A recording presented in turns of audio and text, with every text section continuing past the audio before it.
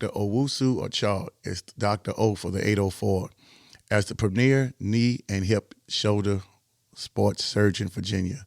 I would like to remind you that health equals power. Sports build and uplift communities, nothing else can. The mission of sports medicine is to keep athletes of all ages and levels at the top of their game. Dr. O is located at Ortho, Virginia, Schrader Road office location. Appointments can be scheduled online at orthovirginia.com or by calling 804-939-6688.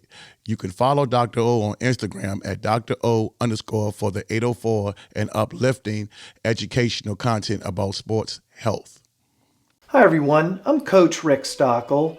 I am co-owner of Newman & Dunn Real Estate here in Central Virginia, as well as I am a high school boys basketball coach at Monacan High School. I've sold over 1,300 homes here in Central Virginia, and I would love to work with you and your family in your home buying needs. I am a proud primary sponsor of Ballin in Virginia, and I hope you enjoy this show.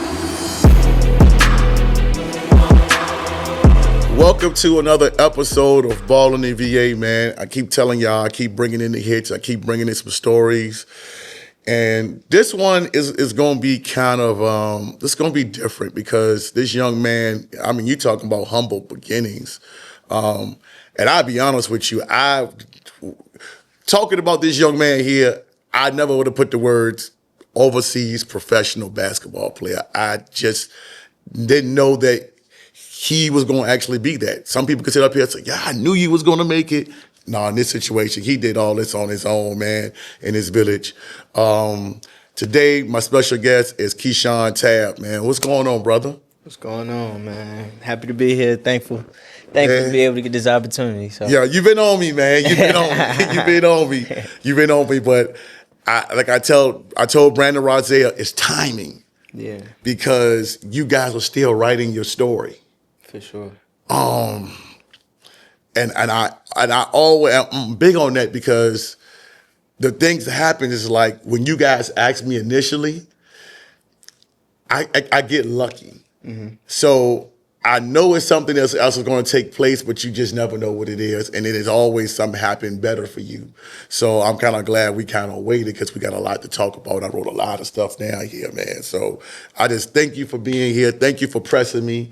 And when I say pressing me, he won't like hit me up like all that stuff like this. It'd be every blue moon, we'd dap each other, we up and see each other.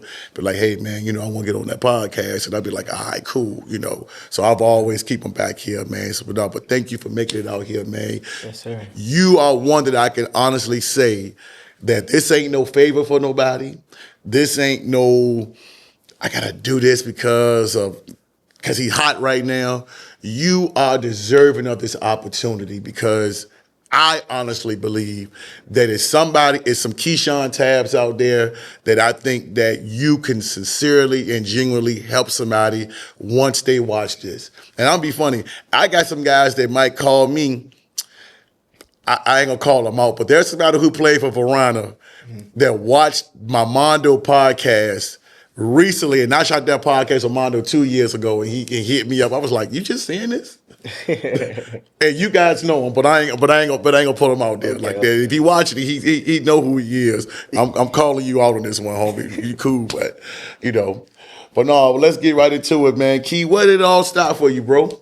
For me, it all started at the age of 2. My pops put a basketball in my hand when I was yay high. And from there, he had me going up and down, dribbling the ball, one hand behind my back, up and down the hallway, switching hands, left hand, right hand. I was sleeping with a ball as a kid. I knew as a kid, like, that's always what I wanted. That was the thing that brought me the most happiness. It made me feel, like I meant something to the world. Like, that's what I had to offer. Mm.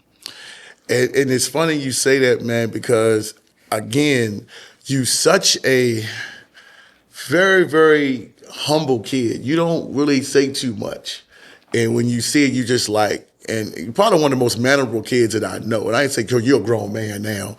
But when I say kid, it's out of respect. No, for sure. So when it just, like, some kids, you just look at you like, all right, you could see he was destined to play basketball. When I watch you now, it's so natural. Mm-hmm. And I'm like, damn, now it makes sense. Yeah. But when I met you, you were just very, very timid, very just you were still trying to figure things out. Mm-hmm. You know what I'm saying? So, but no, I'm gonna let you finish your story, man. So, you know, your dad put your ball in their hand from that point. When you started playing rec ball? Yeah, I started playing rec ball at 5 years old, you know, with some of my childhood friends that still my friends now. You know, we won maybe 2-3 years in a row, and then we got cheated by some of the dudes that played at Verona now. So we ain't gonna get into that, but you know. Oh, you know, on this show we gotta call them out, man. You know, shout out Jason Wiggins, shout out Q, shout out Sick, shout out all y'all. But yeah, y'all definitely got us when we was kids, but it's all good, man. Still love. You know, it's funny that this is the reason why I started this show, to kind of get people to go back to those times and stuff like that.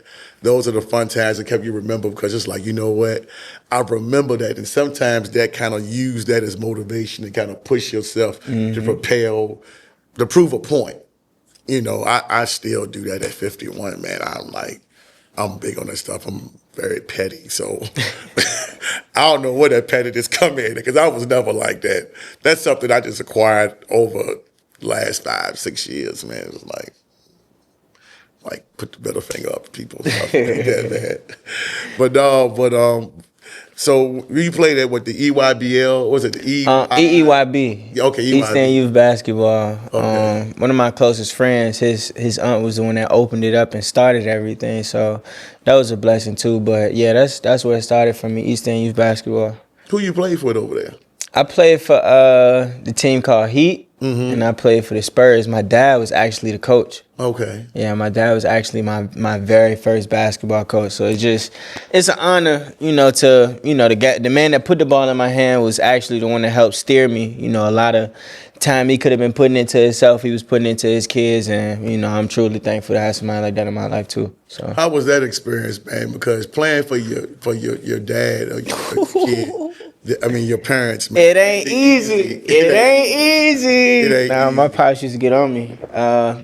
Sometimes I come home crying. Mama like, you know, why he crying? Like, what's wrong with him? Like, you too hard on him. Like, nah, like I got him. Let me handle it.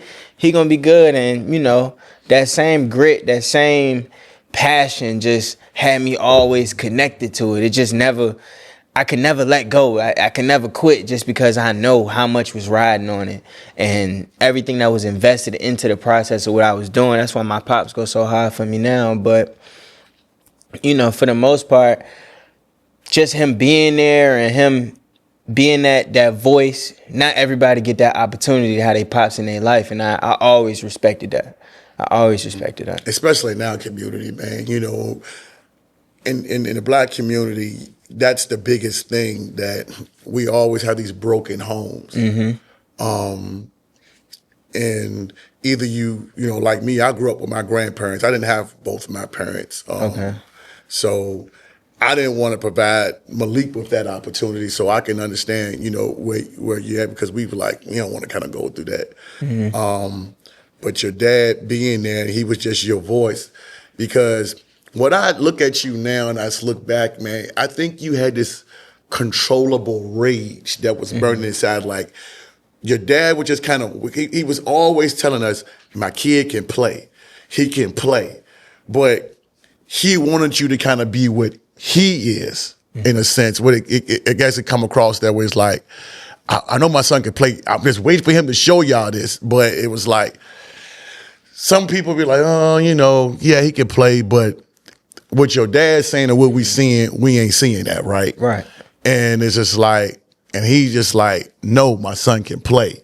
And I'm just giving an example. No. And just kind of like, and so some people, until they kind of like, and it's one of them things that what I always say is, the players the famous players from Richmond that played around here, they get a pass. So let's just say, for instance, if it was Kendrick Warren, and just say, man, Kimmy's son, if it was Kimmy bringing up his son to a rec league and he telling him to play, he wouldn't have got a backlash that your dad would have got or what I would have got. For sure. And for us, man, that's why I said I always respected your father because I understand what he was dealing with. But in the position that I was in when I met you guys as an assistant coach, I don't make those decisions. What we tried to do was like, hey, no, because the coach always, as you witnessed in college, the coach there's a coach, there's a recruiting coordinator and an assistant coach. The recruiting coordinator is the person who recruits you, maybe the assistant coach, and then the coach determines your playing time. Right. And when we may see one thing, and this coach, like, I respect them, but not a respect to the point where, we can get into what I'm talking about because we talk about we're gonna get there. about that point. But those are things that's happening. Somebody playing in front of you who's not deserving or who is deserving or whatever the stuff like that. And it seemed like right out the womb, man, you always have these walls or this barricades that was put up to stop you from coming over there. And you like, man, you just knocked them Jones down. For sure. I mean, is that fair for me saying that? Yeah, it was. It is, and it wasn't easy. You always gonna have, naysayers. You always gonna have things that hold you back. It's always gonna be something that's going to challenge you. And I felt like I always use those challenges as my reason. Not even saying that I had to prove anything to anybody. I had to prove myself, right? I had to look in that mirror and actually know who I was and fight for that. No matter what I see when I walk outside, I knew who I was and I knew what I wanted out of life. So it just, just constantly seeing that, no matter where I went, as far as college, overseas, I've always seen that adversity no matter where I went. But that's always gave me my reason to be like, I'm going to continue to show y'all. Y'all want to continue to doubt me. Y'all want to continue to make it seem like I'm not who I am. I know who I was born to be. And every day I step outside, I'm looking to prove that. So. No, that's so important. I'm going to throw you a curveball because I told you I was going to bring this up. Who ideas is for you to get into the commercial or the modeling part of it? Because you did that early on too. All right, so a lot of people started our story. A lot of people don't know, but like when I was like younger, I want to say maybe, between 9 to about 15, I was really close with Chris Brown. Oh, really? That was somebody that was like a dear friend of me. Growing up when I was 5 years old playing rec ball. My pops used to take me to American Family Fitness in Mechanicsville. Okay. And that's how, I met a lot of people that grew up to be like family for me. It's a coincidence that it's American Family Fitness, but, they were dear to me. And before he was famous, that was somebody that, I used to kick it with in the gym, hoop with, whatever. And it got to the point we got so close. I'm kicking it at his crib around like 12, 13 years old, and my parents out of town. I'm just in the big crib with Chris, but they had this guy that was working with Nickelodeon. His name was Todd Esselton. Okay. In New York, and Chris had actually set up, for me to take acting classes out there. My dad paid and all that, took care of it. But as far as introducing me, that was the contact that kind of got me in those doors, and I was having a great time. I actually enjoy acting. I would love to get into acting more, but other than that, it was a dope experience. I did it for about a year and a half, maybe 2 years. I did like a City Trends commercial, was working on a Frosted Flakes commercial, and I actually got invited to go to Pennsylvania because I had got accepted to be on Nickelodeon. But around that time, my dad was doing mobile detailing and my mom was, working at Macy's, and they was just trying to make it all work. They got 3 kids, so, it was hard for me to, make that jump because acting classes was costing a lot of money, but also flights and stuff at that time just wasn't in the budget. So I actually passed up on the opportunity, but I don't regret anything in life because I'm still able to do what I love to do. And when that opportunity comes, I'm pretty sure that I'll be able to express that side of me one day, so. Oh, absolutely, man. You're very young in that process. And this a perfect segue because when I met you, it was like 11, 12. And this is how, where you come in with us, with Richmond Metro and Team Swag when I was coaching with Coach Atkins. when me and I can tell you this story now, when Vic Corbin Donaldson, when we saw you in Katera, we saw you, was like, oh, we like him, he can play. Coach Atkins, she always just have these, like, because she's known, hey, when I walk in the gym, if I pick you, you come, if you don't come, I ain't dealing with you.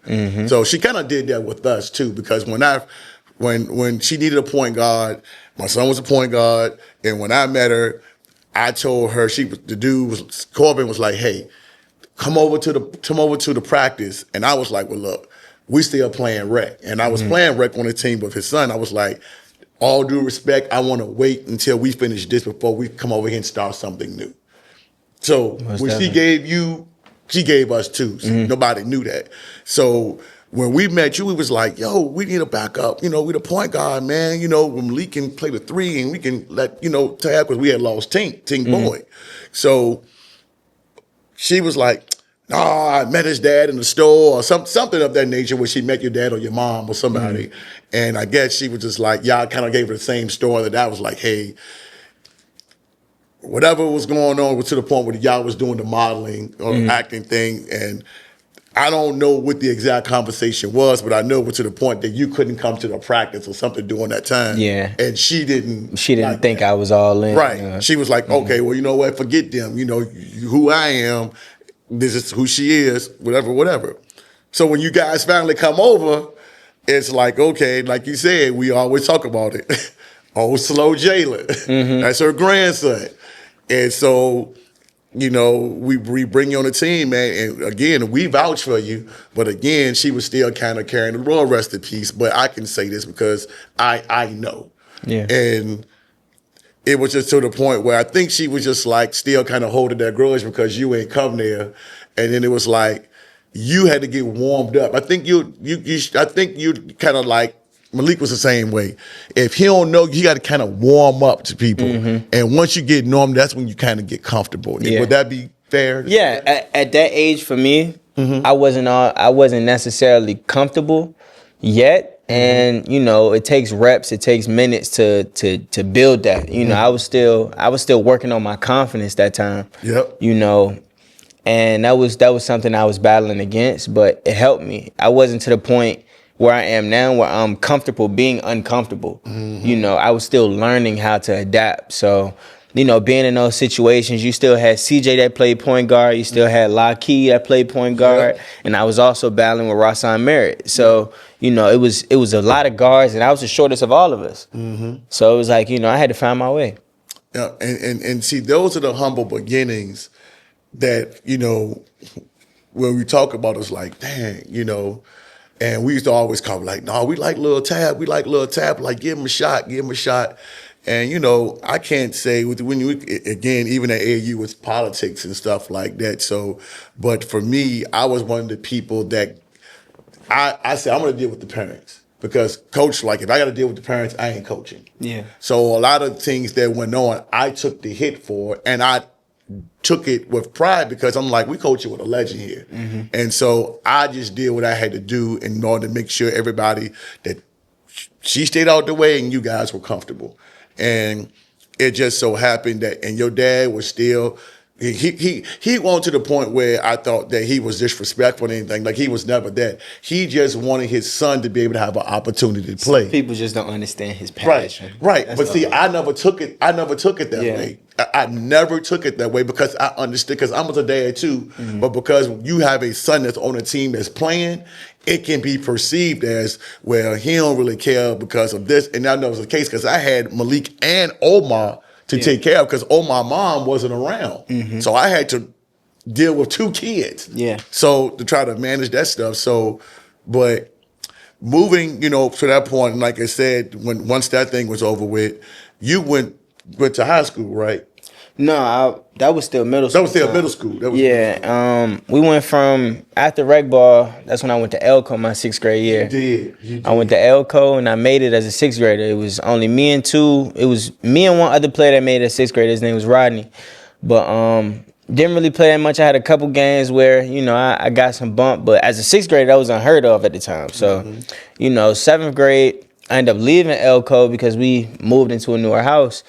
And get to Fairfield, and You did. Coach Wallace was the assistant coach. Right, the coach with us over at Richmond Metro. Right. Coach Wallace was the assistant coach, and the head coach, I can't remember his name, but I remember he had got the coaching job at Lee at one point. Yeah. He was a shooting coach, dark skin, short. You know what I'm talking about? I know exactly what you're talking about. I can't think of his name. I can't think of his face name is right now. here. Yeah, for sure.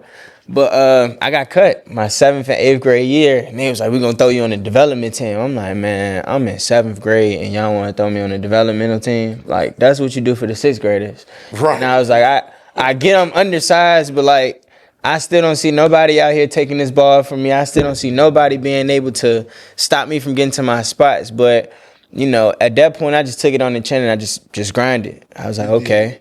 Because you would never, let me put this up there. You were never a bad basketball player. Let me just put that up because I didn't say that. For sure. You know, get a chance to say that. You weren't bad. It was just you wasn't given opportunity. For sure. So, yeah, but go ahead and finish. For sure. So, you know, after Fairfield, you know, 7th, 8th grade year, I'm watching everybody that's striving to AAU. They getting minutes, and I'm just watching from the sideline, cheering on, because these my friends, you know, these my boys. But at the same time, I'm not gonna say I was jealous. I wouldn't say I was jealous. I was happy for them, but I also knew I was capable of the same things. So, you know, just staying down until you come up, basically. You know, I kept my head down, continued to keep working. Everybody knew I could hoop. So, I mean, my confidence didn't go nowhere, just continued to rise the more I was getting those opportunities when I started playing AAU more, because that was around the time that Team Swag had happened for me when I was in 7th grade. Yep. So, you know, just building that confidence with AAU, and the more I got my opportunity playing with you guys, I continued to find that confidence within myself that continued to build. And then that's what led to high school. You want me going to that? Or you got, all right, so yeah, so. Oh, this is your story, baby boy. With Fairfield, I ended up going to Highland Springs. My 9th and 10th grade year, you know, I got cut back to back. And it's like 9th and 10th grade year, that's the foundation of high school. You know, when you first get your feet wet, you starting to, you know, show who you are. I didn't get that chance. And, you know, 9th grade, I remember Coach Penn was the coach of JV. And I would always have conversations with Coach Land.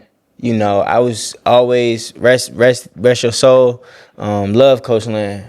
I was always looking up to Coach Land because the things that he talked about, how he carried himself, you know, the aura that his team had, everybody had their hair cut, you know, just stuff like that. It was a lot more structure. But I would have conversations with him about how to get on the team and what I needed to do. And he was like, you know, Tabb, we're going to make sure you get on.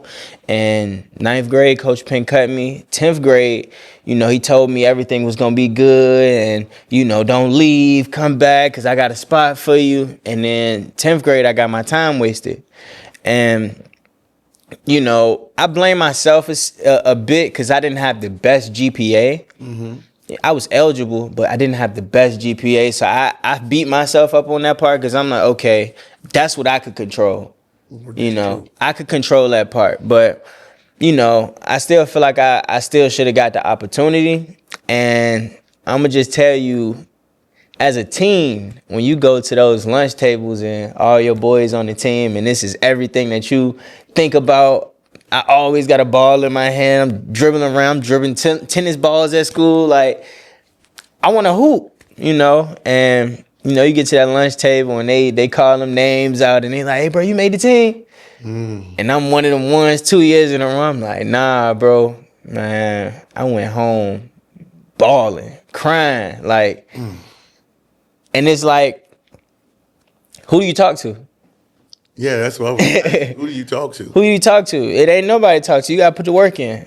And from that point, I got locked in. I was always going to American Family Fitness throughout this time. Every Tuesday and Thursday, me and my pops was in there. You know, some weekends, I go in there by myself or whatever. But that's what kind of like built me up, playing against grown men, getting beat up. Yep, you were. I'm fighting through it. I'm still talking trash. I'm getting buckets, and it got to a point where it was like, dag, the old heads can't even do nothing with me now. Like, you know, they check ball up, people looking for matchups, and ain't nobody really want to step in front of me. I was like, okay, all right. It's starting to make sense now. And I got locked in with a guy named Paul Finn.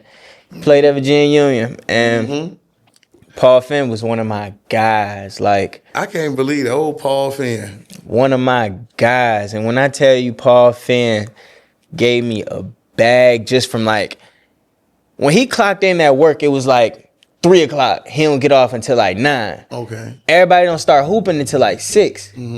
So I tell my mom, I be like, look, man, drop me off at the gym at like 12. So I'm already in the gym when Paul pull up. We getting the whole workout in. I'm doing up and downs. He had this little workout for me called the gauntlet where I'm doing push-ups. I got the weight bars. I'm doing Russian twists, pounding on the wall, like everything, the whole 9. And then we go into basketball work and getting up shots. Okay. So we doing that for 2-3 hours. And then that's when the old heads come in at 6. And I'm like, all right, now I'm finna kill. Like, I've been working on moves all day. I can't wait to see if y'all gonna stay in front of me. And that's how that confidence built up. Now, when I was at Highland Springs, I had some people around me that weren't necessarily my friends, ain't necessarily, wanted to see me spread my wings, And it got to a point where I had some situations that made me realize and made my family realize I got to get from around here. I can't be around here no more because it's like I'm not growing. I'm being consumed with what's around me. And a tough conversation with my pops led to me moving to Hermitage. And from that point, trials and tribulations from the jump. My 3rd day of school, I ended up getting to fighting. And it wasn't even because anything that I had going on. I had a best friend that was like close and dear to me. That was my dog. Had a little situation, but he had moved over with me, came to the school with me, and they knew we hooped, and girls want to talk to me. People getting jealous. It was just high school stuff going on, man. And they text in the group chat, crazy conversation that go left, and now it's beef with my boy, and I'm not about to let my boy get to fighting, and then somebody jump in and want to fight me, and then it just turned into something bad. And after that though, it was squashed. It happened. We was all on the basketball team. It was squashed. From that day forward, I just saw a climb within my team. We end up, winning conference championship. And from that point, I had Robbie Osborne on my team that year. I had 2018. Yeah, y'all was damn bad. We was pretty solid. That was 2016. 2016. We had Tim Coward on our team. Because he was older. Robbie was older than you guys. Yeah, Robbie graduated the year before me. We had Tim Coward on that team, Jamil Burrow. We had you had a bunch of role players. Yeah, we had a lot of role players. I feel like the only non-role player we had was probably Rocky Person. Yeah. Rocky would shoot the ball, but also we looked at Rocky for some possessions for sure. But yeah, high school was successful. Coach Rice had gave me that opportunity. Coach Robert Rice, that was actually a good friend of my father. They had actually grew up hooping together. So, when he put the word out that I was looking for a school, I still had to go over there and prove myself. Nothing given to me. But we had a game, it was probably like the 4th or 5th game of the season where we had played against Tucker. And I didn't play the whole first half because I was still finding my way.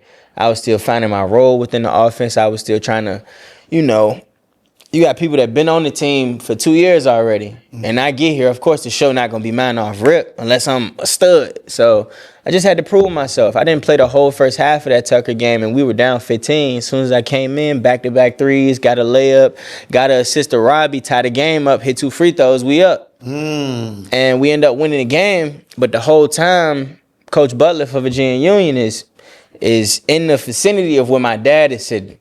He asked the question. He was like, yo, who is that? He was like, he didn't play the whole first half. He come in the game. He gets straight to it. He playing defense. He playing both sides of the ball because I ended up taking a charge too. Okay. And from that point, it just had people curious. We've heard nothing of this kid. We don't know this kid. Who is he? And that ended up being my first collegiate offer. Off a game that I didn't even play the whole first half. Wow. That just tell y'all, to all the kids out there that's watching, stay warm. Stay warm. Don't let, Don't let sitting on the bench, don't let it consume you. Remember that you still got to go out and you got to put your all and effort in, because when your number is called, you got to step out. It's people depending on you, your teammates, your coaching staff, whatever. You got to show up. So, and I'm gonna say this to you too, man. And I meant to say it to you earlier. Know who on the swag team with Coach Atkins, of everybody, the two biggest supporters that you had, and you didn't even know it, and they were even bigger than me because, like I told you, I knew you could play, but my quote was trying to manage everything I could. Mm-hmm. The two biggest supporters that you had, and even when you was in high school, they were still following you and would call because they know that I would still kind of follow the kids and kind of see what was going on, was Big Corbin and Katera. For real. Mm-hmm. Because Big Corbin will always, he's a straight shooter. When you hear he big guy, be like, hey man, goddamn, Tabb can play. You play Tabb. Because Corbin don't know sports like that, basketball like that. He just always speak like that. And shout out to him, man. He was always like CJ.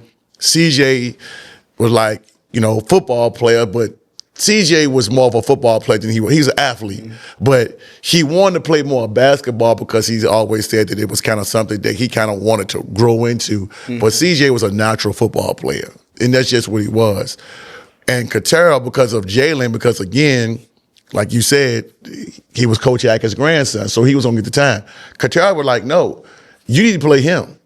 And those two, we was at practice. And because Corbin was the one that met Coach Atkins and brought me in, those two was the ones that always supported. Even when you was at Holland Springs, like, man, I heard Tabb ain't playing, man. What's going on there? I'm like, I don't know. You know what I'm saying? I was just like, oh, okay.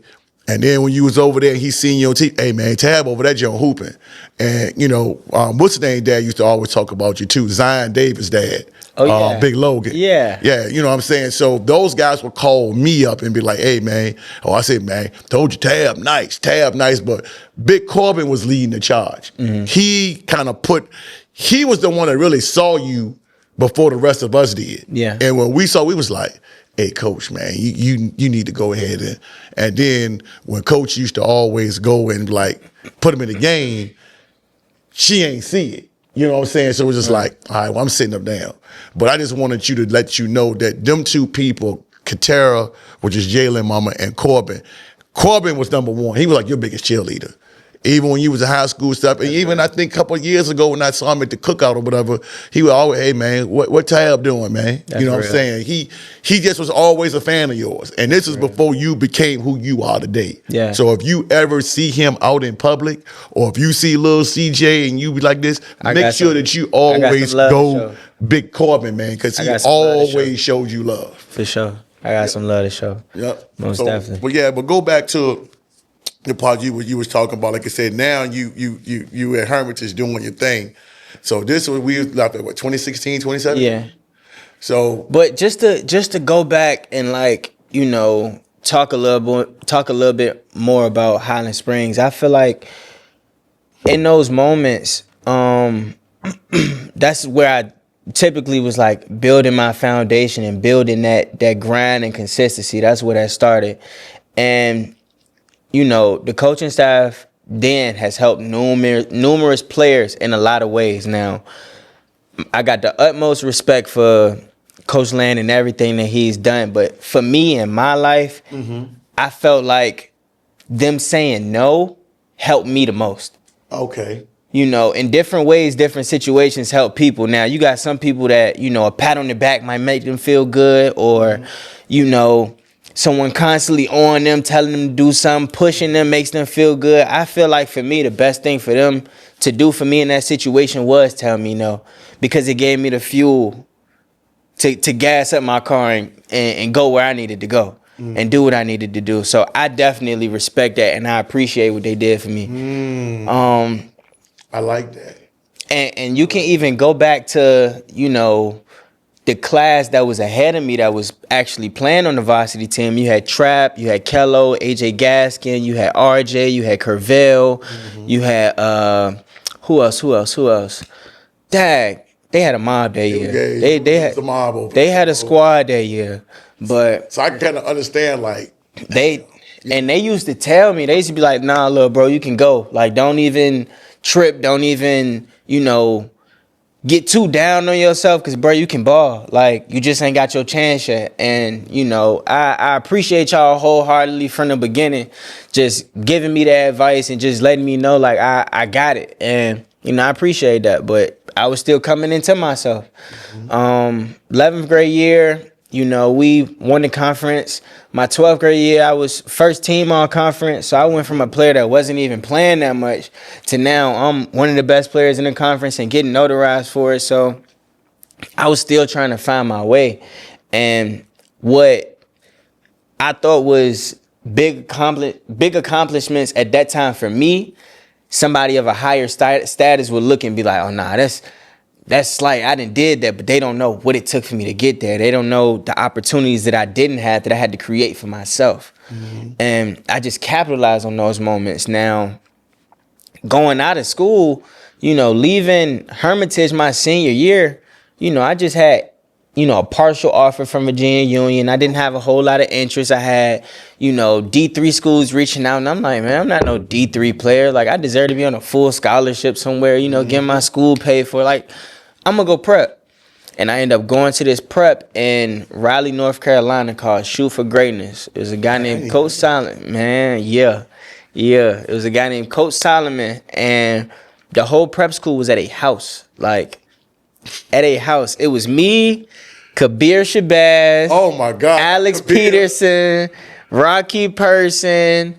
We had a point guard named Tyree, but it was literally, we had like 2-3 players from Maryland. We all lived in the same crib. They was like my brothers. Like, we wake up every day before, we wake up, brush our teeth. It's like 5 a.m. We got to run 2 miles to the gym.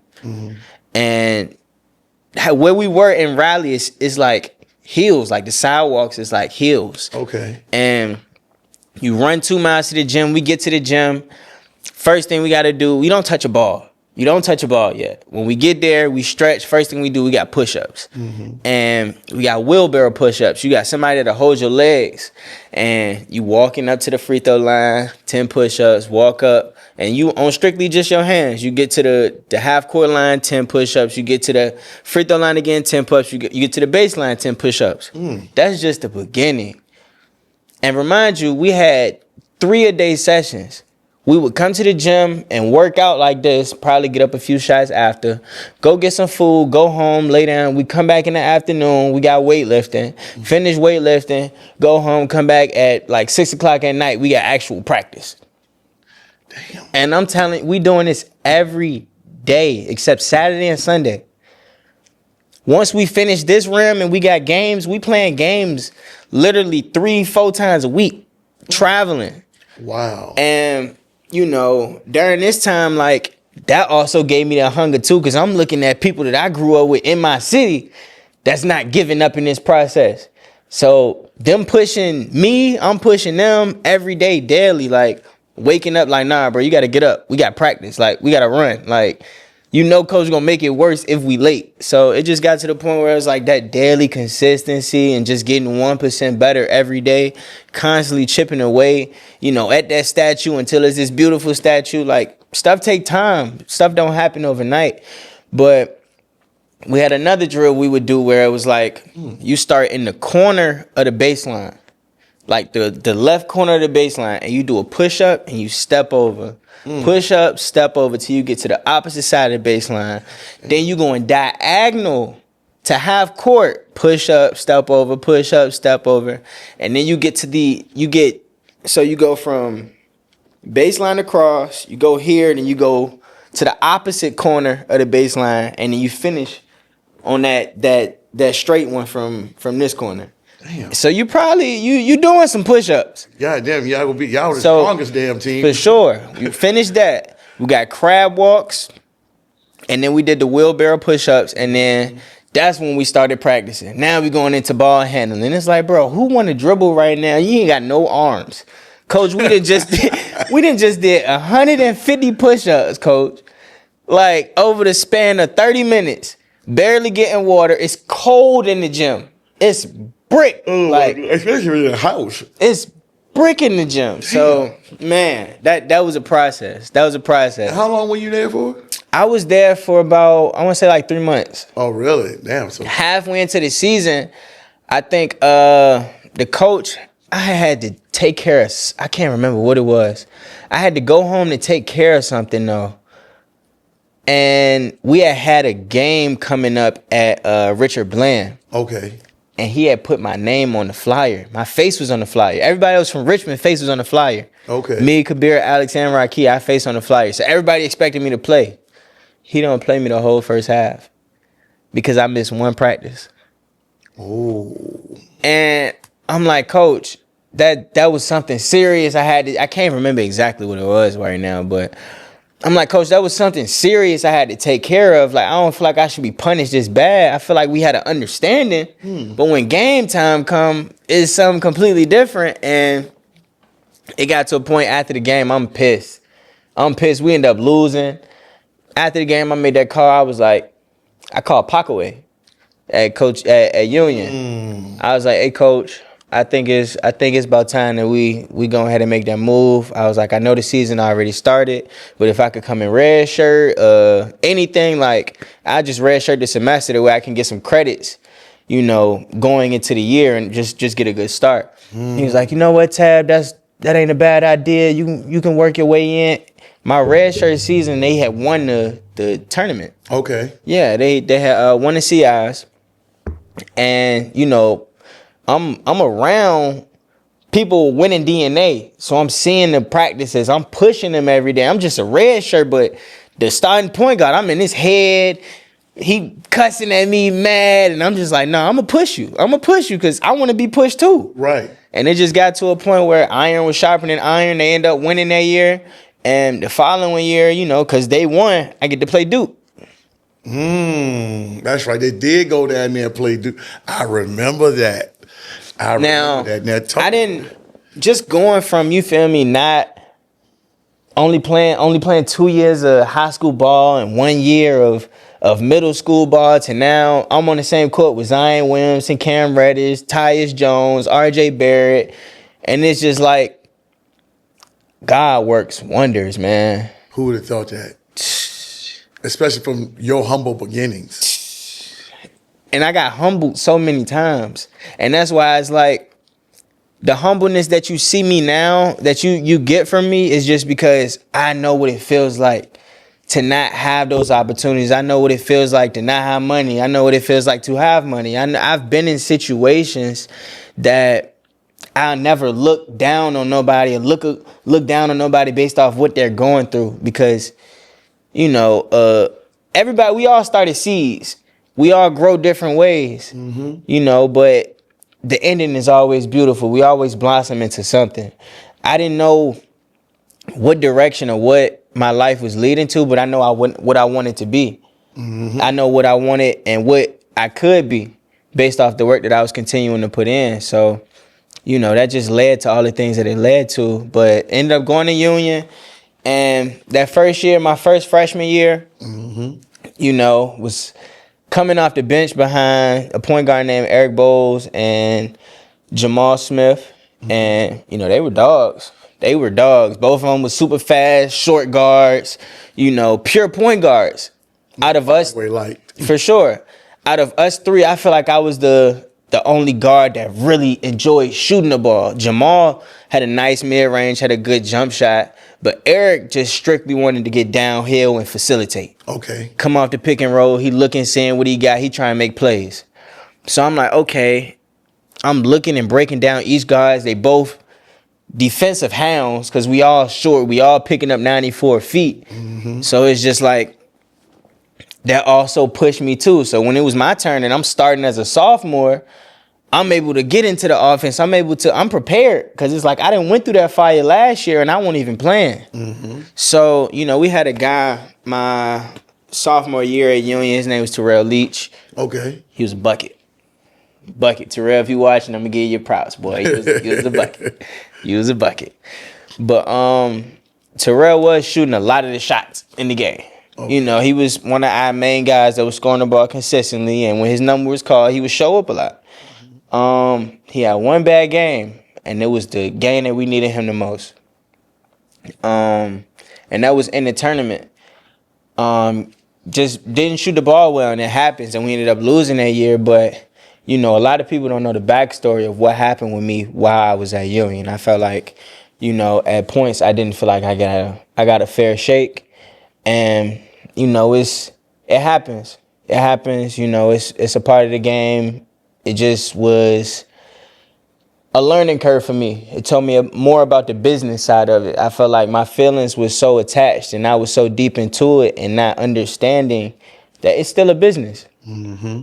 And at any given time, your job could be given away, or they could want something else, or anything. And it was a conversation that was had in practice one day, and I just felt like I wasn't getting a fair shake because of some of the things that was done and some of the things that was said to me.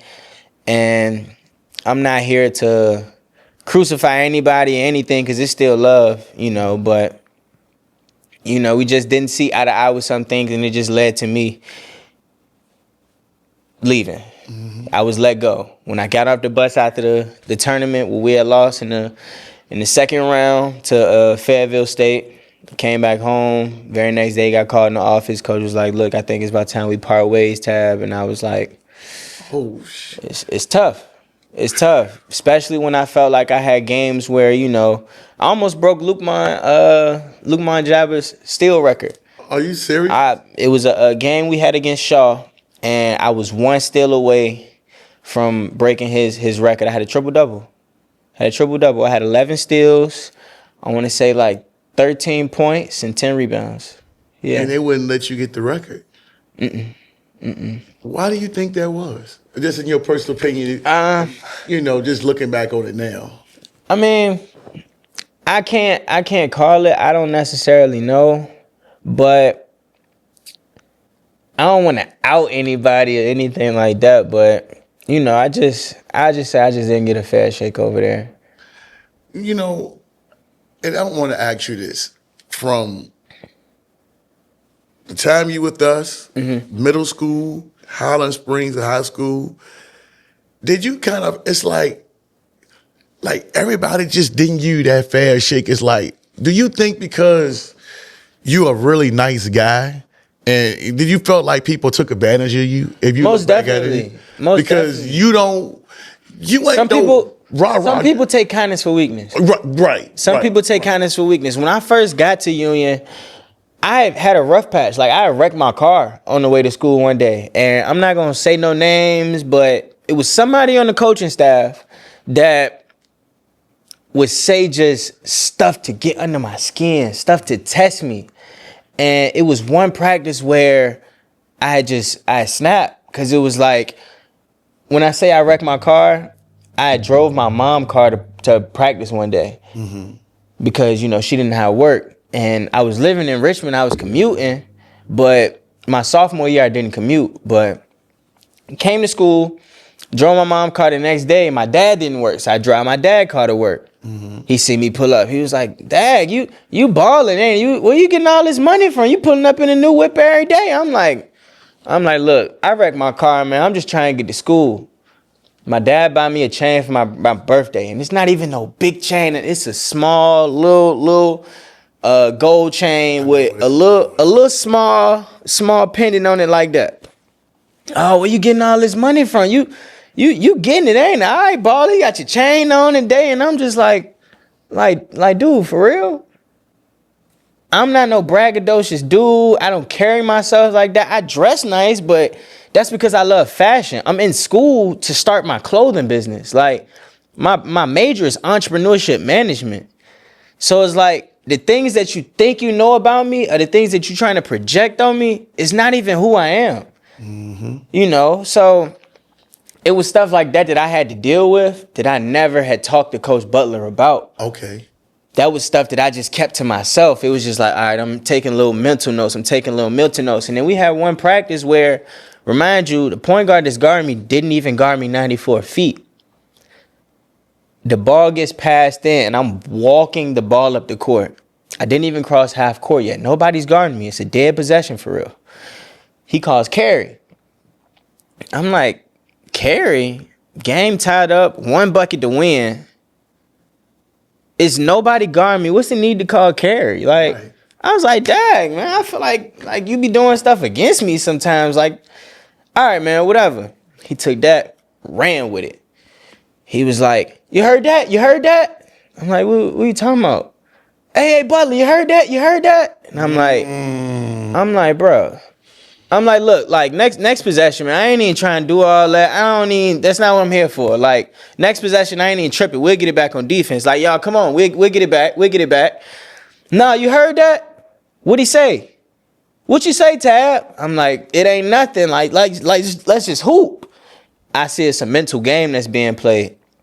And I was like, look, all I said was, I feel like sometimes y'all be doing stuff against me. Well, if you feel like that, you can leave. And I'm like, it's crazy how I tried to dodge this. I did everything to, avoid this by even saying, you know what, let's go to the next possession. Of course, I probably shouldn't have said that, but at some point, if you constantly try to get under somebody's skin, of course, they're going to eventually fold, and I blame myself. I could have been stronger mentally in that situation, but I fell victim to the games that was played. And in that situation, that's where it was like, I go into the locker room.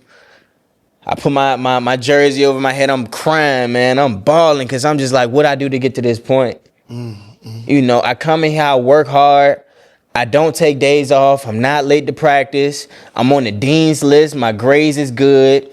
Number 2 in steals in the nation, and I'm a sophomore. And I'm like, what am I doing wrong? After class, I'm in the gym. I'm in the gym before practice. I put in work. You see me in the gym all the time. I'm a gym rat. So it's just like I'm doing my part as a player, as a student, and as a teammate, because I got teammates that's going through shit that y'all don't even know about that I'm here for. One of my closest friends, DJ, when I was in school, that was a red shirt, ended up tearing his Achilles. And it got to the point where it's like nobody cared about nothing that man had going on.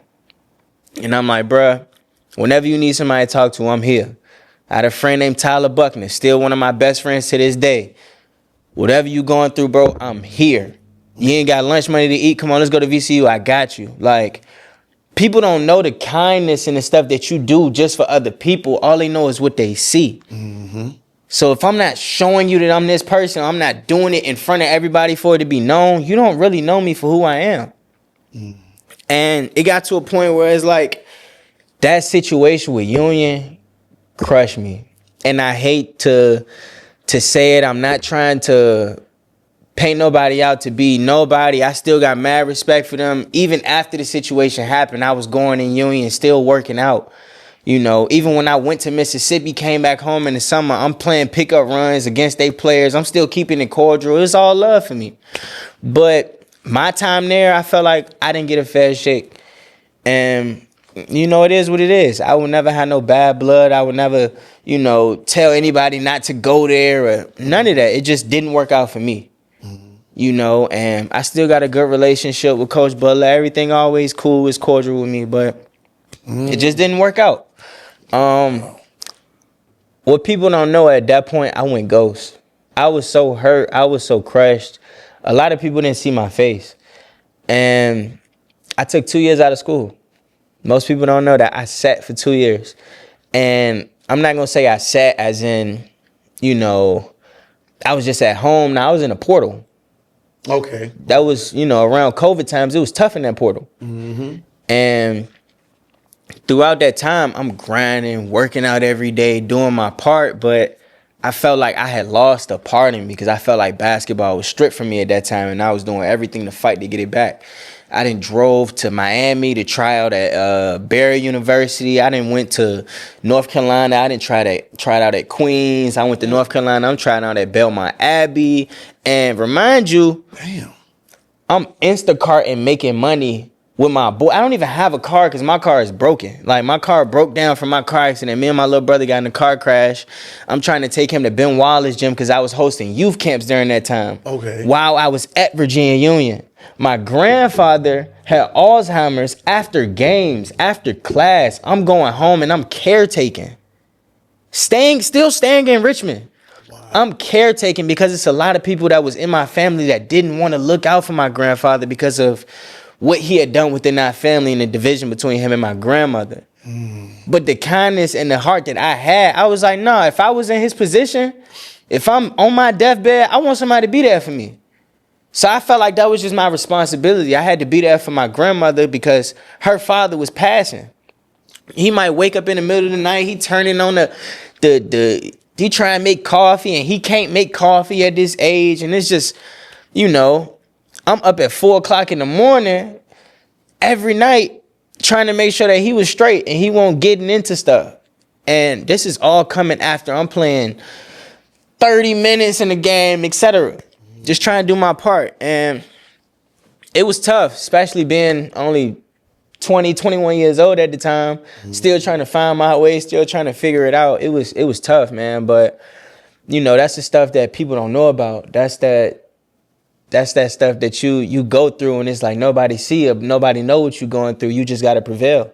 Take it to the chin and prevail, give it all to God. And that's what I was doing in those moments. But yeah, it took 2 years off. I'm traveling to these schools. They sending me invites like, yeah, pull up. You can come try out, try to get an offer. Every one of those schools, I'm paying for that training fee. I'm paying for the fee to, try out. Wow. But also, too, I got to pay for hotel rooms. I got to pay for gas to get there. Just for them to tell me, oh, yeah, we don't have any office for your class. Oh, my God. So you're just wasting my time. You got me all the way down here just to give you some money. Right. And send me on my way. And it's not even like I'm not killing. I'm going in here killing your main guys. And they still don't give you Bro, I dunked on the nigga. I don't even be dunking like that. Right. So it's just like... I'm showing everywhere that I go that I can hoop, and I'm just constantly getting the same thing. And it's like I had to sit and really question myself. I'm like, yo, is this really for me? Right. Is this like, what is God trying to show me? I keep getting no's everywhere I go.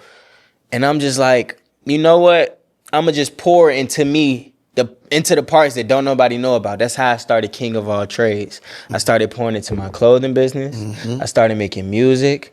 Yeah, I started making music. Yeah. I started editing, and I still got music on the way too. Okay, just letting y'all know. But I got into editing. I was editing all my own music videos. I was hosting photo shoots all around the city. In the midst of me still training and working out on the daily, I'm still working out 2-3 times a day. So it was like, I wanted to paint this picture that you can be anything that you wanted to be. KOAT is also an abbreviation. It's an acronym. It's Keshon O'Neal Alexander Tabb, which is my name. Okay. But it also means King of All Trades. Yeah, I like that. You see something and the O and the A, which in here is eyes. You got to see it. You got to see it to believe it. And you got to see it through. You got to work for it. But the main thing is to see it first. That's how you build upon it. You got to visualize it in your head. You got to see yourself. I'm a very firm believer in manifestation. Affirmations, all that. And if you can manifest something, if you can believe something, if you pray on it, it'll happen. But you got to put in the work. Now, it got to a point where it's like my mom has started questioning, like, are you still gonna hoop? Are you still gonna play? Like 2 years done passed. She see all this clothing, she see all this stuff in the house, and she like what you doing? You still playing basketball? You gonna go and finish your degree? Like, what you gonna do? And I was like, Mom, it's gonna happen. I don't know when, but it's gonna happen. Next day, you heard anything? Nah. Next day, you heard anything?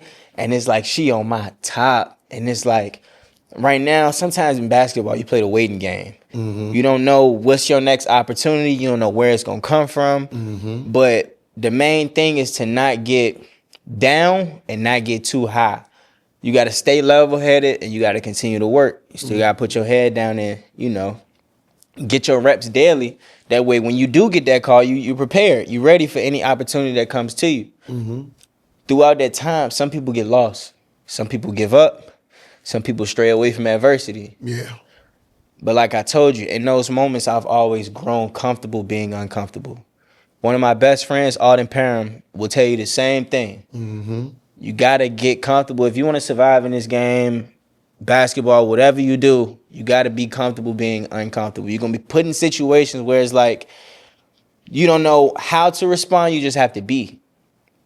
You have to continue to show up. You have to continue to be yourself. You have to continue to be authentic. You still have to be different. You still can't go out to the club and be with your boys. You can't be doing certain stuff. You still got to sacrifice. Mm-hmm. So when that time comes, you're ready and you can thrive when you're in that position. Mm-hmm. Now, after 2 weeks of my mom on my head and saying, what you gonna do? You gonna get a job? You gonna work a 9 to 5? And I'm like, that ain't for me. Right. You try to buy you some time. You know, so I'm trying to make as much money I can with my clothing. I get a call from this school in Mississippi. I'll never forget. Coach Newton, he hit me up. He was like, look, Keshon, I've been hearing about you traveling around and going to these different schools. And he was like, we heard about what you did down there in Barry. He was like, I want to give you the opportunity to come and play for us. I want to give you the opportunity to come and win us a ring. He was like, now, you'll see when you get here, the school isn't everything that you expect it to be, but it's a start. And I was like, okay, all right. So I get down there. Me, my mom, my dad, my pops just walk in too, but me, my mom, my dad, we go down to Mississippi. We go to the tryout, and when we get there, it's a hole in the wall. Mm-hmm. It's a hole in the wall, man. It's a hole in the wall. What's up, man? I was out there in the sticks in Holly Springs, Mississippi. Pull up. Yeah. What's up, people? How y'all doing? You ain't doing nothing, man. I'm glad you can make it, bro. Yeah, come on in here. He's just telling the story, man. Okay. And you can chime in as, you know. You can get right here. But yeah, we get down in Mississippi, Holly Springs, Mississippi, and it's a hole in the wall, man. HBCU college ain't really got that much money, and if they had some money, the people there stealing it. Oh, Lord. Well, that's Mississippi, though. That's just me being real. But, you know, the court wasn't a hardwood floor. It was one of them rubber floors. Yeah. When I first got there, coach was like, you know what, they working on getting a court put in. Like, we're going to get some hardwood put down. So the Mystics, WNBA Mystics end up donating one of their hardwood floors to the school. Wow. And that was actually the floor that we ended up using and playing on that year. And that year was a lot of tested times. Out there being by myself, you know, in the sticks. And I'm going to be honest, man. I'm going to get it to you raw cut. Yeah, I was like, how the hell did you get there? Like, where, the airport? Where, all that? Yeah. Did we fly?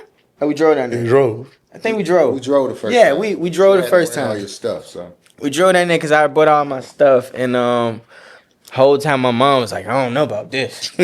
I ain't too fun. The women ain't feeling that shit. My room ain't smell the best at first, and I ain't have a lot of space, bathroom, cold water showers, and all. Man, it was bad. Yeah, it was rough. So, you know, the food wasn't that great neither, but I had an opportunity, and my pops was like, look, you getting a chance to do what you love again. I say you make the best out of the opportunity. And I was like, you know what? We ain't come all the way down for a reason. I mean, for no reason. Mm-hmm. So he was like, all right, well, we going to go in this scrimmage. And you going to play these fives and you going to bust their ass. And then you going to get this, you going to get this scholarship. And I was like, all right, well, let's do it. Very first play, they had a point guard named Pep. That's my dog, Pep. I still love you, my dog. Very first play of this scrimmage. Little shimmy. Dry baseline, snatch, dropped him, knocked down. Very first play, coach stood up, started running out the gym. He said, I want him. I want him. And that's exactly how it started from that day forward. If you go to Mississippi and you go to Holly Springs and you mention my name gonna ring bells. Just because of just how I carried myself there, I was never...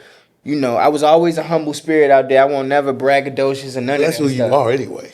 For sure. But it's like, even too, I incorporated my brand. Mm-hmm. I had the JOAT? Yeah. I had, what's his name?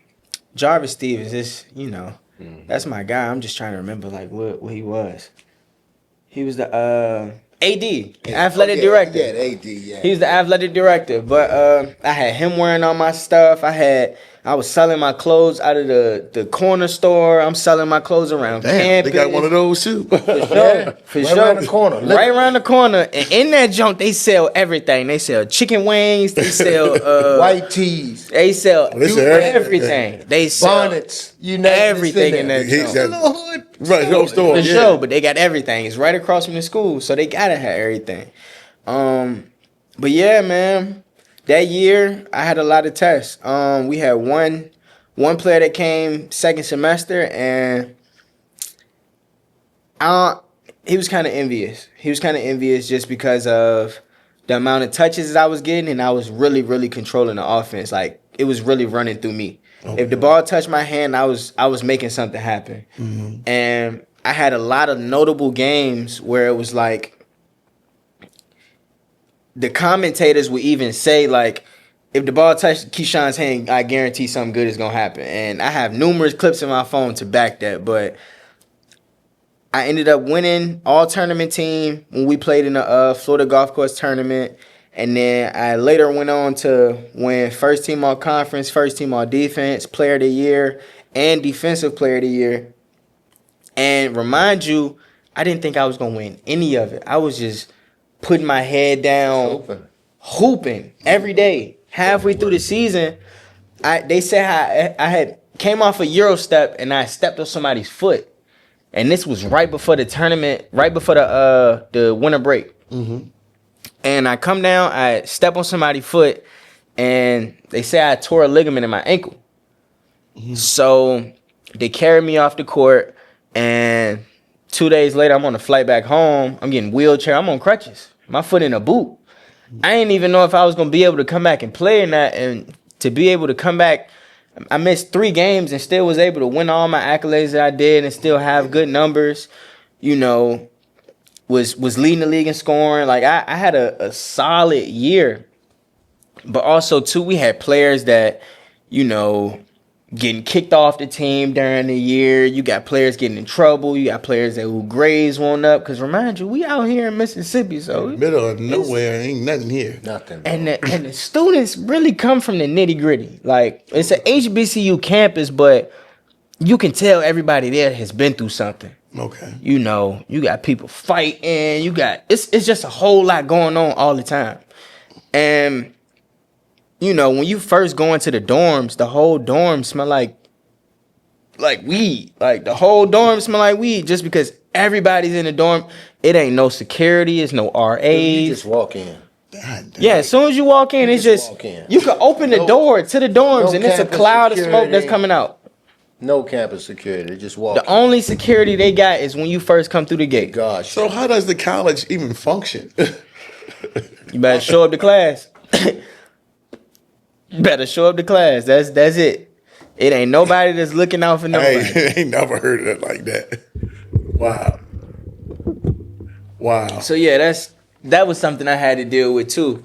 Did you tell them about that's the first time we ever seen light skin racism. Yeah, for sure. Yeah. For sure. Yeah. They But also too, they had sundown towns out there. Mm-hmm. What the hell is that? Sundown towns is if you black and you go on that part of town at a certain part of the night. Oh, okay. All right. Okay. That's a Sunday. You might not come back to go. Okay. You might not come back. I got you. Okay. For sure. But Damn. But yeah, also halfway through the season, I had one teammate that was envious and used to try to steal my seat on the bus. Like, from the start of the season, I always sat at the same spot, listened to the same songs. Like, I had a routine for everything. Mm-hmm. And he took my seat the first day, and I'm like, all right, you knew, like, you ain't know, bro. I'm gonna let you rock out, but let me get it on the way back. Right. We had that conversation. He like, all right, cool. No problem. Next time we have a away game, he sprints to the bus to steal my seat. And I'm like, bro, like we done had this conversation, bro. Like, I ain't even on no tough guy stuff. None of that. Like, I just want my seat, bro. So let him have it. And that's my fault too. Always people taking my kindness for weakness. Right. We talked about We was just talking about that. Now it's just like, all right, I ain't gonna say nothing. when it came to the third time, because for me, like, if I give you 2 chances and you do it the third time, like, all right, bro, like, what we doing? Now, I'm sitting in the car because the bus is late this time. This is the third time, but the bus is late. I'm sitting in the car with my boy Chris, and we chopping it up. Out the window, I hear him and another car with my teammate. Look, if he tripping about that seat today, man, I ain't tripping. Like, we could do that. We could do that. I'm going to get on his ass. Oh. And I'm just like. Mind you, we done had 3 conversations. Yeah, I didn't He call done called my pops. home. I didn't call talked about it. I done talked him down. But at that point, I said, well, look, son, if that's what it is, you just going to have to show him who you are. Yeah, 'cause your man is being tested. At one point, you just going to For have to throw him. Like, you're going to have to do what you got to do. I even came to my coach. After I talked to Pops about it, I came to my coach. I was like, look, coach, I'm going to be honest. I ain't feeling so-and-so because his first game, he blew the game for us. We was up by, we was down by 2. I get a steal. It's 5 seconds left. I kick it up to him. He could have went and laid the ball up to tie the game. Mm-hmm. He catches the ball at half court with 5 seconds left. That's more than enough time at the college level to go get a layup. Right. Pulls it out. Shoots a 3. Misses. We lose. This is his first game. Oh my God. This is his first game. His first game. So look, he didn't stole my seat. He would have. You're right. In the right school. Yeah, he got his ass beat down. 2 games. 2 games go by. He done stole my seat. The third game, he talking crazy while I'm outside the car. And I looked at my boy Chris. I was like, look, Chris, bro, you're going to see a different side of me today, but don't stop me before it get too far, bro, because I ain't trying to mess up my opportunities. Mm-hmm. And he was like, all right, bro, I got you. He runs on the bus when the bus pull up. I calmly put my stuff under the bus. I walk up the steps. I go to the back. I'm like, bro, like, we gonna do this all year. Like, this has become a thing. Look, bro, if you feeling like that and you tripping by the seat, we can stop off the bus. I'm like, all right, okay. So I start walking to the front of the bus to get off the bus. Mm-hmm. Me, I play mind games. In this situation, he probably like 6'3", 215. Mm-hmm. I'm 5'11". I'm a $155. Like, you feel me? I'm not finna go outside with you. So I'm walking off the bus. I act like I was gonna take my hoodie off. See, I love his honesty. So I take my hoodie off and I'm walking to the back of the bus. And I give him a little bump on purpose just to see, like, what do you do? Mm-hmm. And I ain't had no intentions of stepping off that bus for real. I was just going to get it in right there. Mm-hmm. I want to be in close quarters. I'm short. I'm small, you know? So I'm walking to the back of the bus. I give him this little bump. Hey, nigga, don't fucking bump me. I just stole off at that point. Soon as I heard that, I was like, all right, I see where we at. I just stole off on him. We get into it. We fight from off the bus, on the bus, off the bus again, and we fighting in the gym. Oh, it was a brawl. I could tell he had some hate towards me. Yeah, so this is brewing up. So y'all had to get that out. That was something that he probably wanted to do. Right. The whole move was premeditated. Yep. He said, "I'm gonna see how far I can push him." Right. So I'm gonna keep on doing. I'm jealous of what he's doing on this team. I'm jealous of the position that he has on this team. Make him fight me. If nothing else, I'm gonna mess him up. Yeah. I'm gonna mess him up. And that's exactly what it felt like. And I had already told Coach that this would happen before it even happened. So I'd already covered my steps before I even made them. Right. Just to see where we would stand. And my coach told me, he was like, look, if you feel like you got to do that, he was like, handle your business. We had just had remind you, halfway through the season, one of my coaches had ended up getting in trouble for sexual harassment on a student. Crazy. And the athletic director comes down and begins to be the head coach. But we had another coach that was my coach my senior year named Michael Poindexter. Okay. And that was my guy. But he was the one I talked to and was like, you know what? If you need to handle yourself. He was like, but don't let it get too far. But he was like, you know, you gotta stand up for yourself. And I was like, that's 100. So after that happened, I'm gonna be honest, I gave Buddy everything he was looking for. I ain't even ready to sit here and sugarcoat it. I defended myself. I get back on the bus. After everything had transpired, Coach called us off. We meet in the office. We have a conversation. And he was like, look, y'all need to dare this if neither one of y'all going to New Orleans. Because we were supposed to go down to New Orleans and play. And we deaded it right there. And the crazy thing is, we ended up losing when we went to New Orleans. But me and him played like we was best of friends. Believe it or not. Wow. I'm diming him, he diming me. We killing. Like, we killing. And it just took for us to go through that to get to where we needed to. So everything happened for a reason. Damn. Well, I think he more so just wanted to see where he was at. Once he realized, Yeah. that, hey, I can't push this kid over. I can't push this man up. You know what I'm saying? Like, people tend to do that. They tend to do that in your life. They tend to, because being soft-spoken, people don't know how to take you. You know what I mean? And if you constantly let somebody get away with something, they're going to keep doing it. So, when he called me, I was like, look, Sean. I said, look, man, You ain't there the for that. first thing I'm going to say is you ain't there for You ain't there for that. the road that you done came through, everything, all the adversities that you've overcome. I said, it's just another devil. It's just something you got to step on and keep it pushing. Right.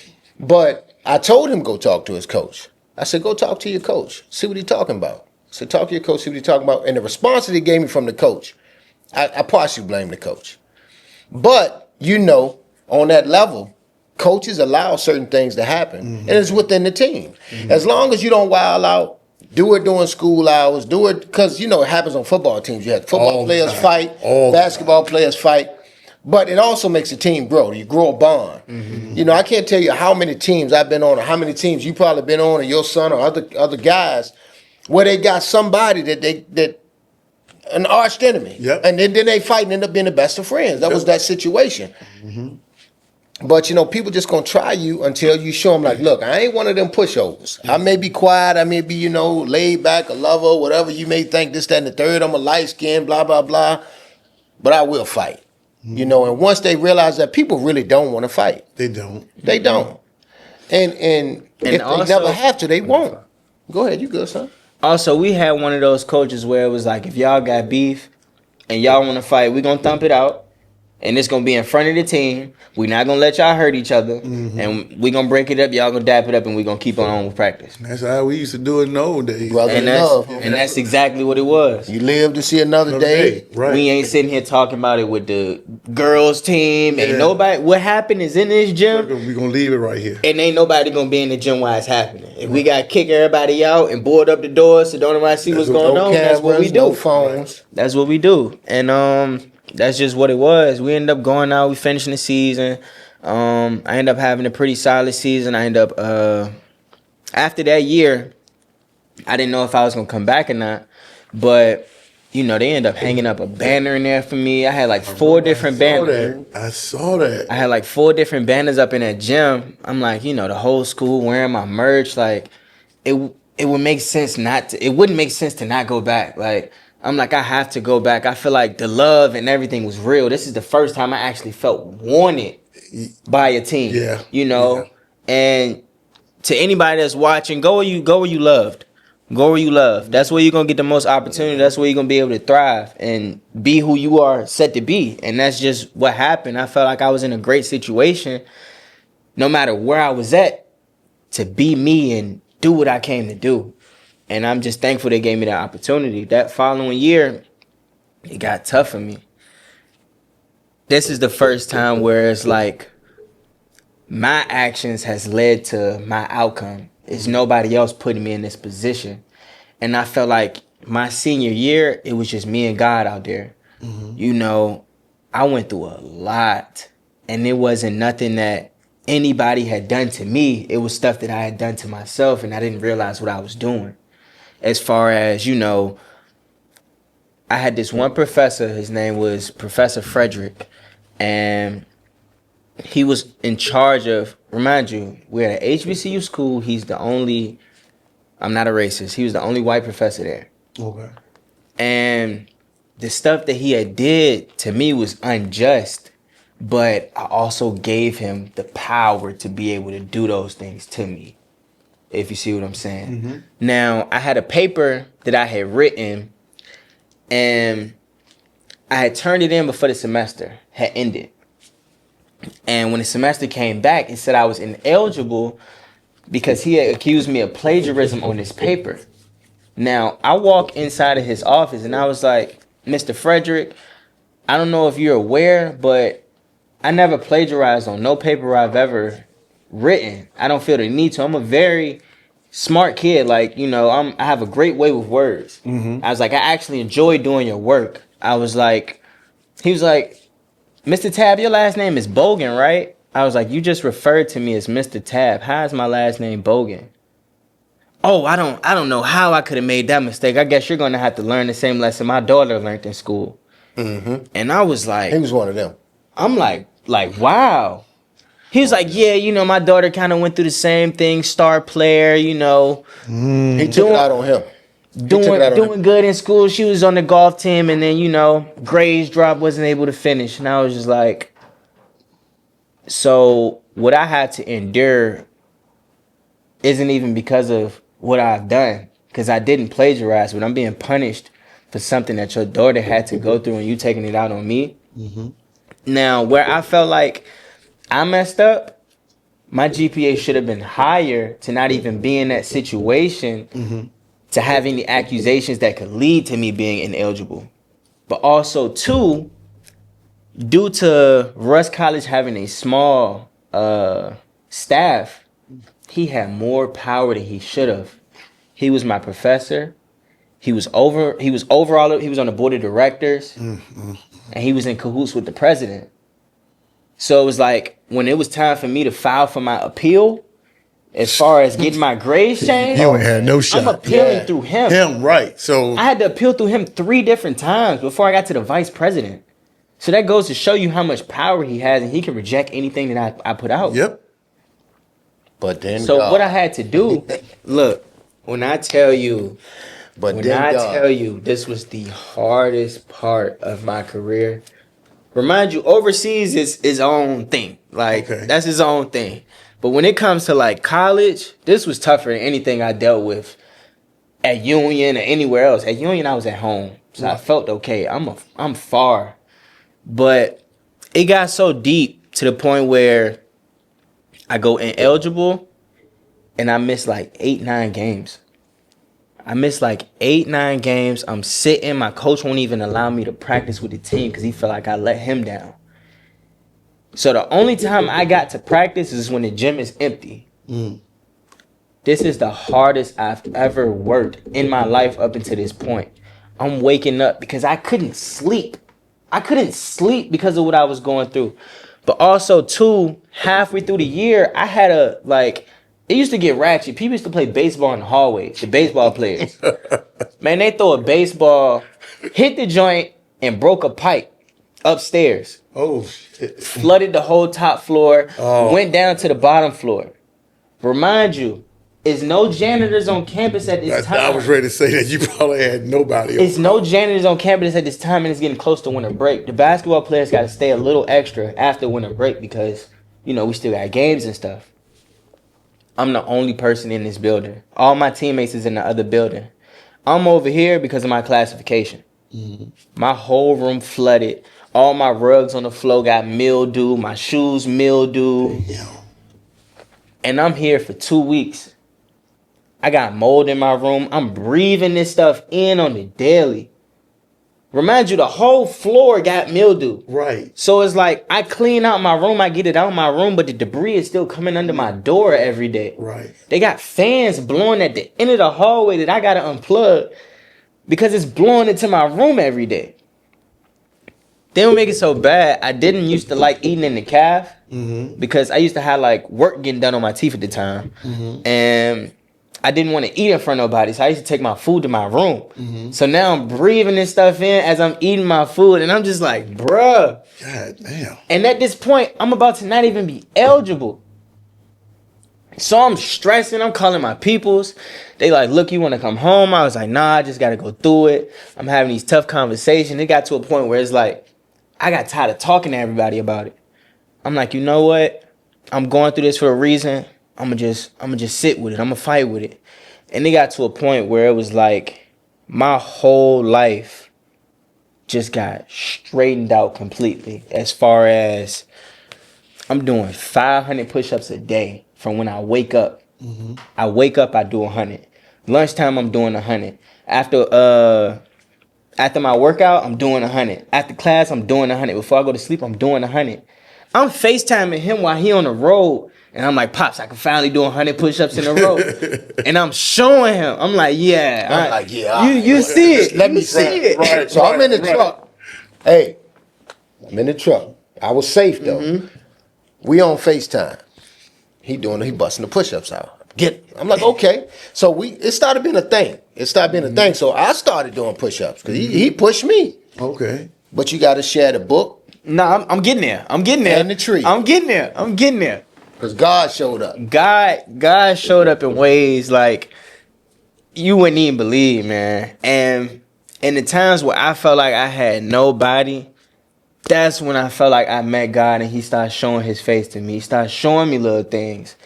And it got to a point where throughout this time of me not being eligible, it was tough on me because when I walk out my room, people like, bro, why you not playing? Why you not on the team right now? Bro, you supposed to be player of the year. Like, I'm getting all this feedback every time I come out of my room. To the point where I don't even want to come out of my room no more. I had a room to myself and then I just locked myself in that joint. Only time I would come out would be to go to the gym, go to class, or go get something to eat. Other than that, I'm in my room, I'm doing push-ups, I'm getting up 1,000 shots a day, and I'm filling out these appeals, and I'm doing these letters, talking to the president. The president invited me to her office. She was like, Keshon, your letter has been on my desk for weeks now, and I was just wondering why I haven't gotten to it. And she was like,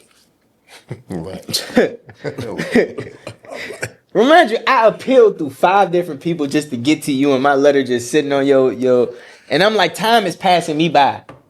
But we have a heart-to-heart conversation, and she was like, look, I admire the person you are. I admire the student you are. I'm going to do my best to try to get it all worked out. I actually did end up, we're going to get there. But she gave me this book, and this book was called Anonymous.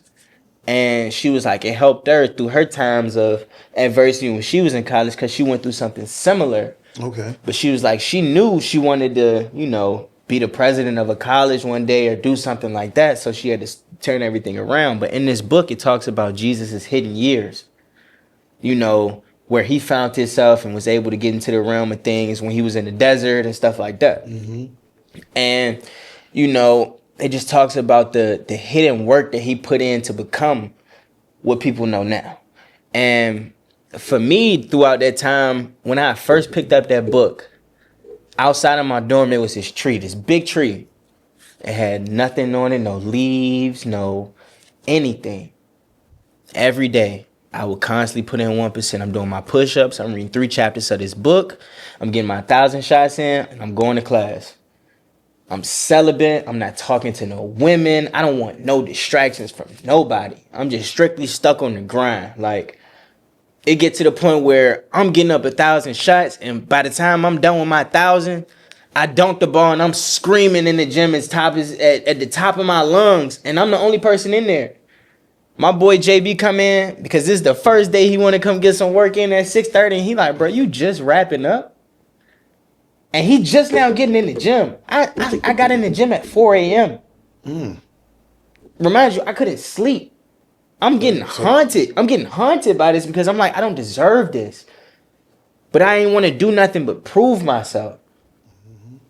My first day of practice coming back, getting on the team. Because every day I'm working out, I'm walking outside, I'm looking at this tree and I'm seeing it blossom with more berries every day. Every day, to the point where when the president told me that I was granted, I had a grade change due to a professor from the year before because the crooked professor ain't even fix it for me. I had to go and fix my pass from the following year just to get back on the court for this year to finish out as a senior. She was like, Dad, what was that? Pick me up. So you had to get back and finish out as a senior. You had to get your grade corrected. Yeah. From the year before because the crooked professor didn't fix it. Yeah. So he, I ended up getting it fixed. I get back on the court in my very first practice. We had this crash out on the team. And an inbound happened. And I could tell he always had some jealousy with me because the girls that he would talk to at school always liked me, and I ain't give them the time of day. And it was just little petty stuff like that. I won't get into the detail because we grown. I ain't tripping. But we had this play where they trapped me in the corner. I come cross half. They trap me in the corner. I go to pass, and he's like elbowing me in my ribs on purpose, but it's on the sneak. So he elbowing my wrist. I'm like, bro, like get off me. It got to a point where I take the ball and I start swinging my arms, trying to defend myself. And one of them hit him in his chest to just like get him off me. He steal me.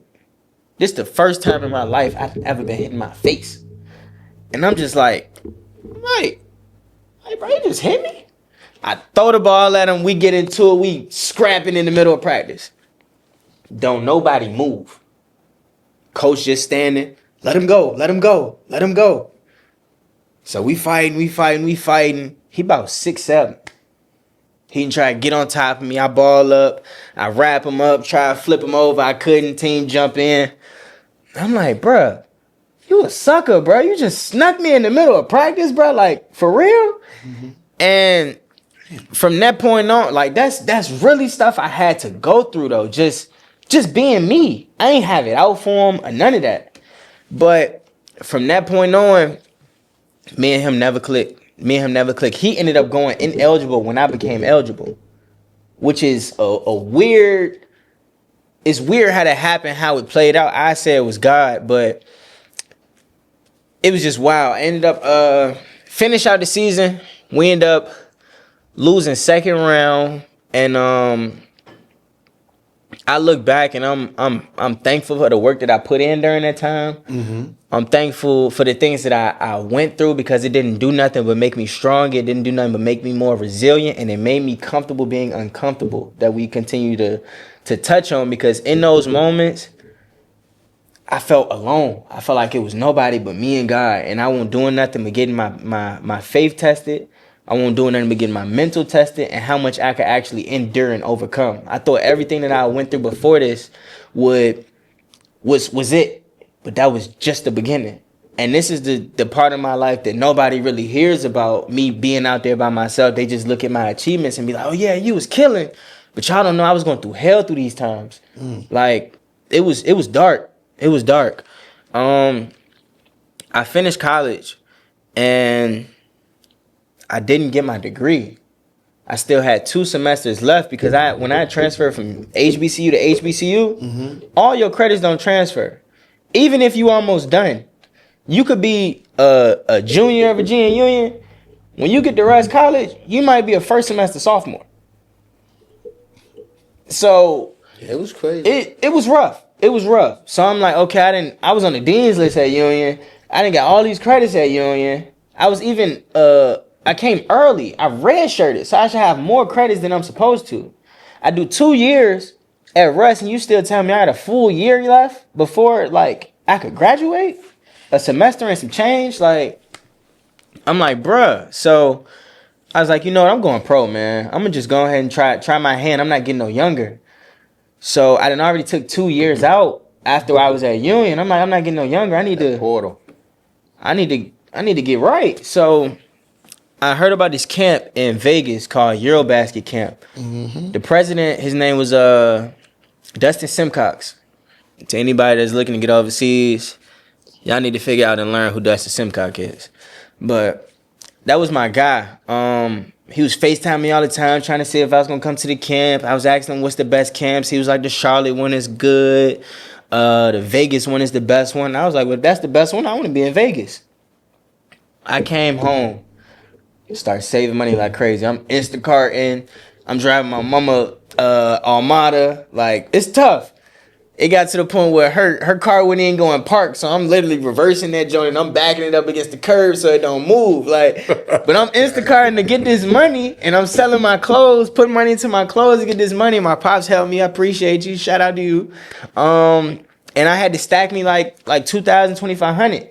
The camp cost me like $5,000, but then still got flights, still got food, still got hotel stay. Expensive. It get expensive, but I'm like, I don't have no problem with investing in my future, investing in myself. And I was down there for like 2 weeks, but oh, dang, how did I miss that? NBPA. I got locked in with the NBPA my junior year of college, I got a call from the NBPA after my big season, player of the year season, all that stuff. Got a call from them. They was like, look, we want you to be within the HBCU top 50. So the top 50 players are all HBCU schools. I go in that camp. It's D1 players in there because you got D1 HBCUs. You got all these different colleges from everywhere. It's just the best of all of them. So in that joint, anybody with a name, it ain't matter who had a name. 94 feet, I'm picking up and I'm talking to you. Like, I'm directing you where I want to go. But also, too, you're going to have to sit down and guard me. And everything that I went through in college, since we didn't win, I'm like, bro, y'all got to get it. I got these NBA scouts in here. I got, these ex-NBA players that's in here. That's my coaches. Like James Singleton that played for the Mavericks was my coach in that joint. Okay. Shelvin Mack was in there. Remember him? Josh Powell was in there, played with Kobe. Josh Powell, like one of my best friends right now. Like, that's my dog. Shout out Josh Powell. That's my guy. He be repping my merch all the time. Man, I do whatever for Josh. But in that camp, it was 6 of us. One of the players that was on my team actually playing the G League right now for the South Bay Lakers. He was playing with Bryce. But we had a mob, man. But every team that we played, the camp not even built around winning. It's just built around, getting into your bag, but impressing people. But also the details. Like, we're learning NBA stretches and NBA preparation, how they get into their games, how they get into their game mode, like all that. But I met a lot of people in that joint that was from Richmond that I didn't even know was that plugged in, but we'll get into that. In the camp, I started on my team and we beat every team by 25 plus. Every team. Ain't never been done like that. In the camp, we went undefeated, ended up winning the whole thing. And after that year, I got invited back my senior year. We didn't win the whole thing, but I had a great mob. I learned a lot. And then the following year before I go overseas, they put me on staff at the top 100 camp. Show that. I get to see AJ Divinasta play. I get to see Cooper Flagg play firsthand. I got the kid that just went to the Spurs, Carter Bryant. He's living in my crib. Like, all these players that you see that just came from the draft, I was right there. Like, literally dapping them up, talking to them, coaching them through it. I'm teaching them drills, I was alongside Jabari Parker training. So that was dope. I got in contact with Andre Drummond. I got in contact with Hakeem Olajuwon. Like, it's so many names. Darnell Jackson, that's my guy. I even got plugged in with producers. Like, you got people that was there that had no ties to basketball. It's just, they were just great people, so they were around. Everybody that was there were great people. I ended up meeting the head coach for Kentucky. I was meeting so many notable people, and it was all authentic. It was all genuine. And it's the first time where I held, company with the people that shared the same heart as me. So that was pure. That was dope for me. And that following year, I was like, I got to capitalize. So my senior year, when I went back to after my senior year, when I went to the top 100 again for a second year, they invited me on staff. I brought my merchandise with me. Okay. So I'm like, okay, I done shook hands with everybody. Everybody's familiar with who I am, but they just know me as an overseas basketball player. They don't really know what I have to offer, let alone have they even seen me play. So I was like, I got to show my keep. You got people that was a part of the organization. They cut off hundreds of people daily, just because they feel like they have something else better. And me presenting my merchandise showed my worth. I done got in contact to the point where they wanted me to be able to create jerseys for them the following year. I presented for the top 50 the following year. I'm presenting merchandise. I'm giving them hoodies. They paying me for my merchandise to give out to the players that I was once a part of within the camp. So I'm like, yo, this is a surreal, like, full circle moment. And throughout Kevin Carter, shout out to Kevin Carter too. That's my guy. Don't forget about Dwayne. Dwayne West. You didn't shoot Dwayne out. Shout out Dwayne West. Dwayne made it happen. Dwayne made it happen. Dwayne got you out that portal. Yeah, he You know did. What I'm saying? He was in did. that portal. Shout out Dwayne. Crazy story, man. So how he got out that portal, man? Because after COVID, all the kids were stuck in the portal. Right. So I go to my cousin had a birthday party. My cousin Clint had a birthday party, and he invited me to this birthday party. I'm gonna show you how God works. So I'm at the birthday party. We hanging out or whatever, and he had this guy there. His name was Dwayne. His brother played for. Who did his brother? I can't remember. Oh my goodness, I can't man. remember. Dwayne, don't get me, man. No. David West is his brother. David West, the NBA player. David West. So, he helps a ton of kids all over the U.S. So he just happens to be at a party that my cousin that lives in Charlotte now had. They rented an Airbnb in Mechanicsville. They came down from Charlotte. I just go to see my cousin. We're hanging out, and we sitting drinking, having a couple of beers or whatever. And he's on the patio, and we just start talking. Yep.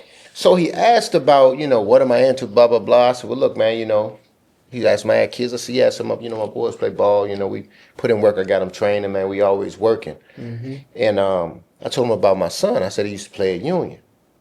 He said, you got a huddle? I said, yeah. So I showed him the huddle. I showed him some film. He said, hey, man, I can help your son. People tell you that all the time. Right. I can help you. I'd be okay, all right. He really did, though. So he said, no, call me. Because at this point, his wife done got upset because she came to party. And we've been out here talking for an hour and 20 minutes about basketball. And she said, I'm so tired of basketball. Every time we go somewhere, Dwayne get with these guys and they get to talking basketball. I want to go dancing. I want to go have some fun. He out here talking basketball. So he said, all right, look, we're going to have to cut it short. They said, old lady done got upset. He said, but take my number. Call me Monday. Short story shorter, I ended up calling him. He came up there and met Dwayne at the party. Yeah. Yeah. Introduced himself. Get on the phone Monday. He making phone calls. He called this school. So at a point, they had a bidding war for my son. He ended up in Mississippi because they had more to offer. Full scholarship, blah, blah, blah. Go there, man, and then you heard the rest. Like, it was crazy. For sure. But Dwayne made it happen, man. Him and my cousin Clint was like, man, you need to talk to Dwayne. So I talked to him, and lo and behold, he really was who he said he was. For sure. And he made it happen. Just from a little party, a little cookout. But yeah, shout out to Dwayne, man. That's my guy. He done gave me some jewels. We done prayed together before. He done shared scriptures with me. That's my guy. To go back to Eurobasket, the people that I was meeting within the top 100 camp, what's my guy name? We got about 8 minutes, so Okay. We close. Yeah. So this one. What's his name? I hate when I forget people's names, man, because this is really... And don't take it personally if you forget, because it ain't personal. For sure. The lights is on. The lights is on. Played with the Spurs back in the day. Got the first big Jordan deal. Man. That's my guy too, bro. Damn, I should know that. Gave me free tickets to a summer league game while I was in Vegas. I just so happened to come across tickets. I called him. I was like, yo, you got tickets to summer league game? I know you was down here, coaching and you was a rep. He was like, yeah, I got you. Send me tickets. And I'm in Vegas at the game, chilling. I'm looking at a summer league game like, man, I should be out there. Call me. I'm like, oh, man, I needed to be there. Fact. Right. So then I lead a game, and I'm going to the camp. I'm killing in the camp. We ain't lose a game. We beating every team by 20. I rank 4th out of 250 players, and they label me the best point guard from all their camps from Las Vegas to Atlanta. And I was like, yo, that's big. I come back home, my mom like, all right, so what happened? I was like, mine killed. I got 4th. She was like, so what you doing? I was like, I don't know yet. I ain't heard nothing. For the next 2 weeks again, what you doing? What you gonna do? I ain't heard nothing. All right, you just sitting around here. Like, you gonna get a job? I'm like, Mom, not getting no job. So I get a phone call, and I get an opportunity to go play in Kazakhstan. My first deal. I'm stoked because I get the opportunity to live out my dream. Now, it's not the money that I'm expecting right off, but I'm like, it's something. I'm not paying for my flight. I'm not paying for travel expense. I'm not paying for housing and none of that. Only thing I'm paying for is my food and taxis, which is fairly cheap over there. My taxis is $1, and my food maybe run like I can deal with that. $6-7 a meal. So I'm like, okay, all right, it's cool. Halfway through the season, I get a triple-double against one of the better teams in the league. And they was like, look, we tired of playing against you. We'd rather play with you. Whatever they paying, we'll triple it. Exactly. My face did the same thing. I'm like, that's a no-brainer. Yeah, With this team, I'm playing the whole game. I'm averaging 25, 5, 5, and 5. But I'm like, I'm killing myself. I'm playing the 2 coming off Iverson screens. I'm getting beat up, banged up.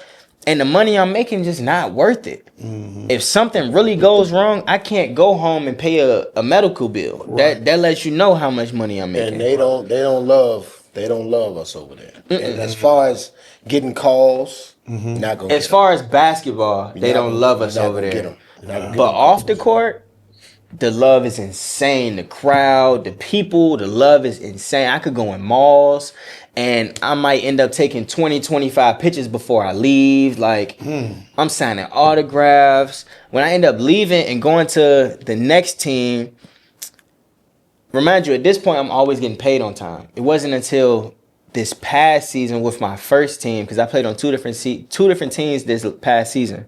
My first team didn't pay on time. Was making great money compared to what I was making to start. But I wasn't touching that money on time. But also, too, they showed me what, as far as what it was as a business. You know, we were first in the conference. Probably lost 3 games up until this point.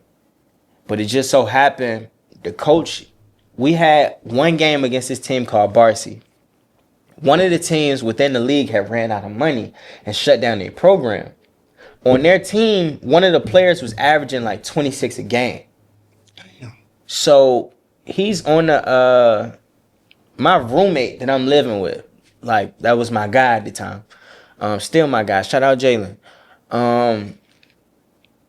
We come home after the game, and whole time he doesn't even know his replacement is at the game. The dude that I was telling you about that was averaging all those points, my team had flew him in to replace Jalen. He's watching Jalen play. It don't matter if Jalen had 80 points this game. Regardless, at the end of this game, his job and contract is over with. We get to practice I wake up the next day, I knock on his door. I was like, bro, how much time we got, Zach? We good? Yeah, we are. Okay. Okay. Yeah, we are. I knock on his door. I was like, bro, come on, we got to go to practice. We had like 5 minutes for the taxi to come downstairs. Nah, bro, I'm good. You got it. I'm like, bro, what? Like, bro, come on. We going to practice. I was like, well, they got rid of you or something? You acting like they got rid of you, bro. Like, you know we need you. He was like, nah, bro. Like, yeah, they got rid of me, bro. You good. Go ahead. I'm like, dag. All right. I'm messed up. I don't even know what to think. I grab my shoes. I go out the door. I go downstairs. His replacement is in the taxi downstairs, bro. My head coach is in the front seat acting like ain't nothing happened.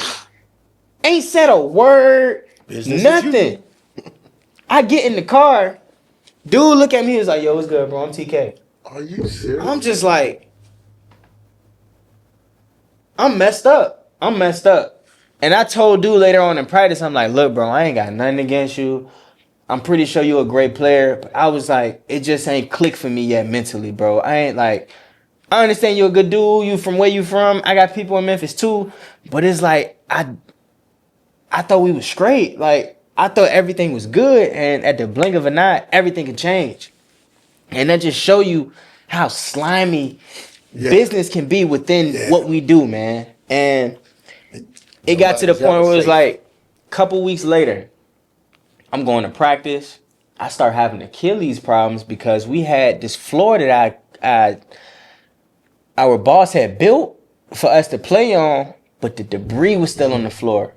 But he didn't want to pay for us to go and practice anywhere else because we wouldn't have to pay if we're here. We just would have to put up with the debris that's on the floor, which is not healthy for us. We stretching our whole shirt white because all this white stuff from them, you know, messing with the wood and stuff, and it's not perfectly clean. And we had to play fives. Yeah, niggas slipping, busting their ass on the floor. And it got to a point where I came off like a little pullback, crossover, and I hit a move, and I felt my Achilles. I was like, hold on, bro, let me sit down. And from that point on, I never told anybody what I was going through or none of that, because it was like, I didn't want my opportunities to change. I didn't want to be put in a different position. I didn't want them to get rid of me next. I'm like, seeing Buddy go through that, you already. I'm like the bread good right now. You know, I don't even want to mess up what I got going on. I'm gonna just play through it, not realizing what I was doing to myself. It get to a point where 2 weeks later, we have another guard come in. Now they got a rule within our league that you can only have 3 Americans on your team. No, you can have 4. You can have as many Americans as you want. Only 2 can play at one time, and only 3 can show up to the game. Yeah. So, Yeah, man. at this point, we got 4 players on the team. That's American. Okay. 3 of us are point guards. 1 is a small forward. So when the new point guard shows up, I'm like, bruh, are they getting rid of me? Like, ain't nobody saying nothing. This new guy showing up, and the numbers don't make sense, because it's supposed to be 3 of us on the team. And they was like, nah, Tabb, they love you, bro. I don't think you're going nowhere. But it's not making sense. No, I'm saying it's still. It's not making I sense. get the gist of it. I'm like, okay. After days go by, my boss comes up to me and is like, hey, I need to, can you meet us in the cafeteria downstairs? And I was like, y'all about to get rid of me, huh? I felt it. I see it. I was like, I don't know why y'all feel the need to be sneaky or the need to move like this. Like, just communicate. So I can prepare and work on my next opportunity. If I'm preparing to leave, I want to have another location set up when I leave here so I can still be in the realm of things. I'm not trying to be sitting at home. Right. So we had this conversation, but in this practice, I knew that I was leaving. I felt the energy. I read the room. I read the room. We had talked about it days before. My boss stopped talking to me. Out to his other guys. I told him just get prepared. My boss, they already showed you how they move. For sure. Show you the first time, you got to believe it. When a person show you, believe them the first time. You know, so. My boss at the time, he wasn't moving how he usually move and how he usually carry himself around me. He usually be trying to buy me shoes and take me places, buy me food, butter me up, asking me for triple doubles and stuff. So when they could place their parlays and stuff, like there's a lot of stuff that happened under the radar that people don't know about. But I just felt the build up. So in that practice, I made it a point to bust everybody ass before leaving. And it got to a point where I got to steal. I dunked that junk and I screamed. I was like, y'all niggas gonna get rid of me? All right. And I was just on that. So I left with like, I left making them think that they lost something. And when I ended up going to the next team, they still owe me like 6-7 racks. Like, over the course of months, I wasn't getting paid. They didn't pay me for like 3 months straight. Damn. And then at the time that they were getting rid of me, they were supposed to pay me for my practice time, but they said, we had already let you go. We just didn't tell you. So no, we're not going to pay for it. I'm like, bro, for real? Like, y'all, imagine if I would have got hurt during this time playing on this debris. Right. So it's, you know, so I took an L with that. But then that following, I ended up going back to my old team, finish out throughout the playoffs. I'm averaging a double-double. Like, ended up finishing out solid and, you know, coming back home. And, you know, this year, it's been pretty peaceful to tap into Love Day and still see everybody and be a part of that is always a blessing. Just to connect with the guys that's in the city and just hear everybody else's story right, and know what they going through on their end. And, you know, it's all a business. At times it's lovely, at times it's hard, but you don't let what you go through define you, you know. And I didn't let any of that get to me as hard as it had gotten, but I just tried to make the best out of all my opportunities. Ever since I was little, no matter what card I was dealt, I just tried to play it to the best that I could, and I made sure that I put my work in to be able to do that. You know, blessed to have the supporting cast I got, and you know, it's just a blessing. I'm just here to give it to my little brother, give game to my little brother, keep going.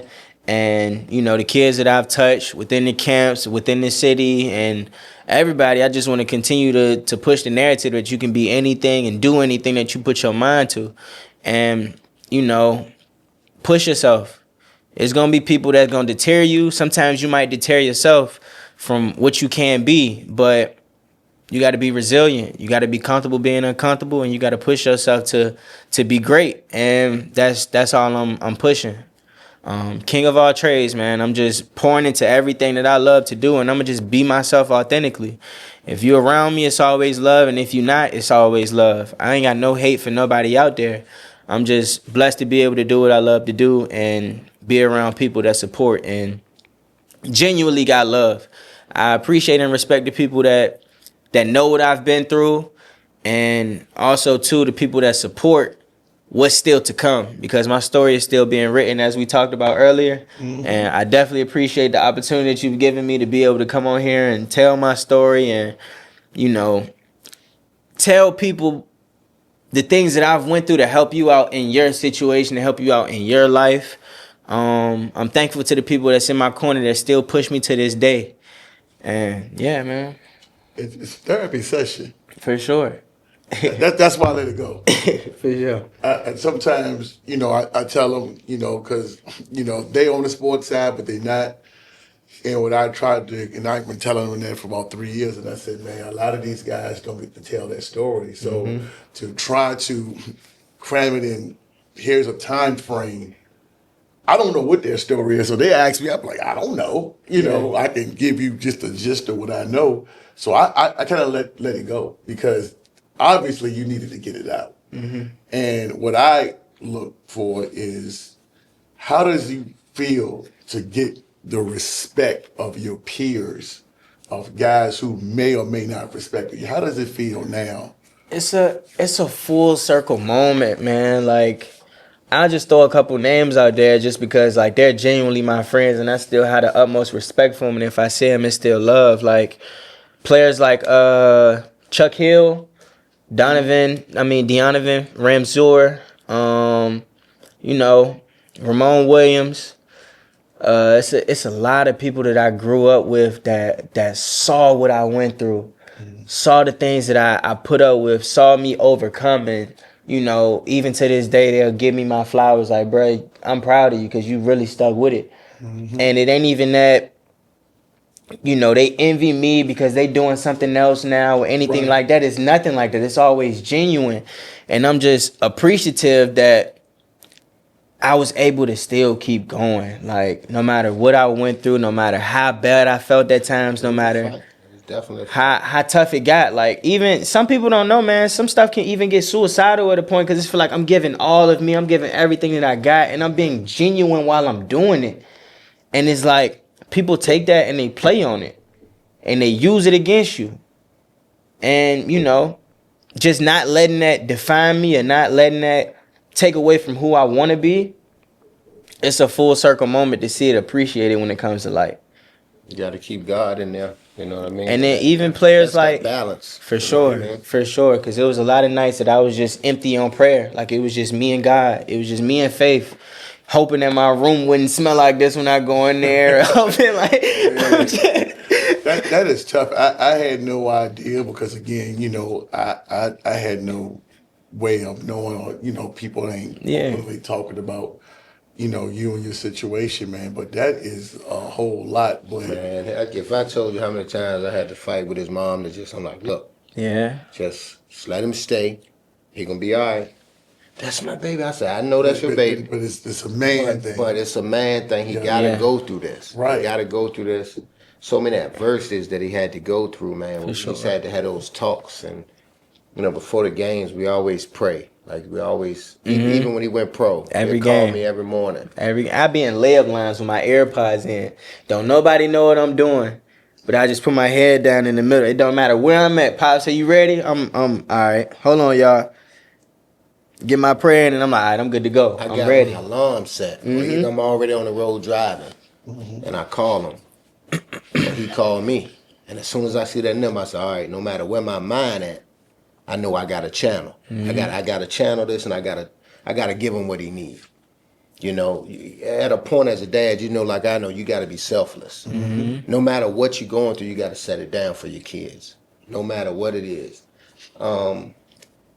You know, you and I, even back in the day, you and I, when we all the way back in the day, you know, we had our kids, and you know, I tell the world, we bumped heads. You know what I'm saying? Because of the love we have for our kids, and it was so solid that just full circle, like he said, just how things come back. You know, because you know how God does things in life, like the way you support my kid and the way you allowed him to come here, man. It's just like it's just a beautiful thing. You know, just to give him an opportunity, to give him your platform, and just allow him to come here, man, and just tell his story. For sure. Because it needs to be known. Yeah. For sure. Because a lot of people go through those adversities. You know, we had to move. Did you tell them about us moving? When we went to Hermitage. Oh my God! Yep. You know, rest in peace, Coach Land. You know, it was crazy, man. Because you know, sometimes you don't have that name. Sometimes it's politics. So sometimes you got to move. You know, just like Jesus did, he had to move. You know, he was more popular away from home than he was at home.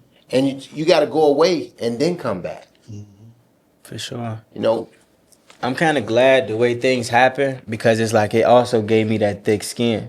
You know, you go on foreign land, it's no mistakes that could be made. Somebody call you a nigga, you can't react the way that you would react if you was at home. You know, things are done to you, or you know, somebody may bump you. Like I had people try to take me out during some games. Like I passed the ball up, I cut through, and as I'm cutting through, they you feel me, elbow checking me as I'm coming through the lane. And I had a couple of them joints tear me up. But it's like, you know, it come with the territory, and also too, people that don't understand our culture. I was on the other side of the world. So, you know, how we talk to each other and how they, like the first person that I came in contact with when I got off the plane, we had went to, my roommate had took me to this like lounge. And the first thing dude say to me, he was like, "Oh, what's up, Snoop Dogg? What's up, my nigga?" And I'm just like, bro, what? But it's like, they're so like, they love our culture. they love our culture, So- but they don't understand So the it was history. really supposed to be taken as flattery from him. Right. But to somebody simple that's just ready to go off. Right. Like, Because you got to learn their culture too. Right. And you got to learn what's okay there and what's not okay. So that was actually flattery Yeah. for him. You know? And that's when my boy stepped in and actually spoke English, and it's from there. He was like, "Nah, bro, like that's not okay. Like over there, it's because they don't understand the history." But it's like me constantly building that patience and just being the person that I am. Stuff like that doesn't bother me, Right. Because I actually have thick skin when it comes to stuff like that. I don't react. Like even with the college thing, when I told you I had to fight, it was a build up. It was numerous occasions of disrespect before I actually got to that point. My patience is very thick. So it's like once something goes left like that, it's a reason. But also too, I feel protected by God, because I know in these situations I'm not wrong. Because of how long I tried to dead it, how long I would tell somebody like, "Look, bro, this not cool. Look, bro, this not cool. Bruh, this not cool." Like, it's a constant build up. So it's like when I do finally react, I don't feel like I'm out of pocket or any of that, because it's like I gave you more than the benefit of the doubt. So yeah, to anybody that's trying to go overseas though, you gotta have thick skin. You're gonna be put in uncomfortable situations, and you gotta be comfortable being uncomfortable. You're gonna have conversations where it's like somebody may not understand you or understand what you coming from, and you have to be acceptable to that. But also too, tell them it's okay to communicate, but there's ways to communicate and get your point across without being negative or pushing a variable that things can go left. So, you know, it just, like I said, it came with me growing up and going through what I've gone through to be able to handle situations like that. So, yeah, man. Saying be slow to react Yeah. and quick to think. As long as you're slow to react and quick to think, you'll go a long way in life. So, wise man shared with me. But yeah, man, this was deep, man. Like I said, I didn't have a preconceived notion of what it could be, but I was wanted you to an opportunity to, tell the story because I see you now, man. It's like, you was a little boy. You was 11, 12 years old, man. And to see that you come full circle now and the way you play and just love this game is just a beautiful thing to see you mature to what you want to go and everything that you've been through. It's like now it's just like you're going to be able to share it with your brother. If you decide to have kids one day, you're going to be able to do the same thing, with the kids because that way it's an adjustment. Sure. Like, okay, hey, they ain't understand it, but you'll be able to help them guide just like your dad helped you guide you through this. For sure. And and you being a father, man, I could imagine, what you and his mom went through as far as trying to, like, I don't know what's going on, but I just got to take his word for it. We can't run down here because he's either across the world or he in Mississippi. It made you who you are today. Absolutely. Sure. It made you who you are today, and you survived through all of that. Still surviving. It was tough, man. It was sure. tough. Because automatically a mom wants to be a nourisher. Right. Mm-hmm. She wanted to run and save him. And I'm like, look. You can't save him. I said, at this point, he's got to learn. I said, this is the opportunity God, provided for him. He just got to make the best of it. That's right. Just hanging there and standing there. I mean, if he needed something, we were there for him. But I applaud him because some of the stuff I just heard today for the first time. Wow. Because he knew if he'd have told us certain things, Right. he would have been coming home. And see, and those are the things that I tell people. If you don't have a child, like a lot of things that I think recently that I had a conversation with Malik probably like in the last 6 months, and I was like, What up, That happened. What up, boy? I was like, that happened? So it was good, better. I was like, for real? I was like, okay. And so for me, like you said, we understand what those things are. So it's like, wow, he's a man. He got to grow up on his own. So he's still here. So that's why I say I understand it, man. And everybody has a different path. And that, one thing I always say that Trinity was good at when he was there, the motto is discover your path. Everybody has a different path. Your path is here. Your path is here. You can't try to live through somebody else's path. And what you went through, man, God damn. Bro, Yeah. We want to see how this one unfolds, right? Yeah, so, Like, what's the next but move, but the thing about it is, what you can say is that you got 2 hours plus to actually show people because you don't know how much you're like, you know what, let me just send you this. Mm-hmm. Because a lot of times it eliminates you from having to talk to people because people don't have a attention span for a certain amount of time. Right. But if you have something, you know what, you want to look at it, just look at this and get back with me. You take it long because it's on YouTube forever. So you can look at this and you'll get back with me. And then you'll be like, and you can tell the ones who actually watched it. Yeah. Because their reaction is going to be different from, people just be like, oh yeah, I've seen it. And you're a pretty good judge of character tell when somebody actually watched it. For sure. And I tell people that all the time. And I think a lot of perception of him gonna change too. It will. Because it some is. people think that you had it easy. Right. Or just where he ain't go through nothing. Yeah. Man, my first year overseas, that was the coldest country I ever been in. It was negative 26 degrees and we walking 2.5 miles to practice. Man, shit. Right, Dude, like, we fuck bought that. him a North Face with Man. the whole little fur joint. Man. He calling me looking like an Eskimo. Man. He's sending me, we on FaceTime. By the and way, I'm looking at this Pavlodar, snow. Kazakhstan is one of the coldest cities in the world. It's probably like top 10 coldest. So yeah. And I'm walking outside, going to go hoop, trying to warm up. So it's like the stuff that used to bother me in Richmond that goes on, it don't even faze me no Right, more. because people, right. They gonna have a conditions change. I done been through, the stuff that I done dealt with. So when I come across like, friends doing something that I didn't expect them to do, it's just like, all right, bro, whatever. Yeah, whatever. Like, all right, on to the next. Yeah. But also too, if you want to play if you want to play basketball anywhere, my best advice to the people that's out there is learn how to impact games. Whether, it's not all about scoring. What matters when you playing overseas is your effectiveness. Me, I was able to build my career off impacting in each statistic.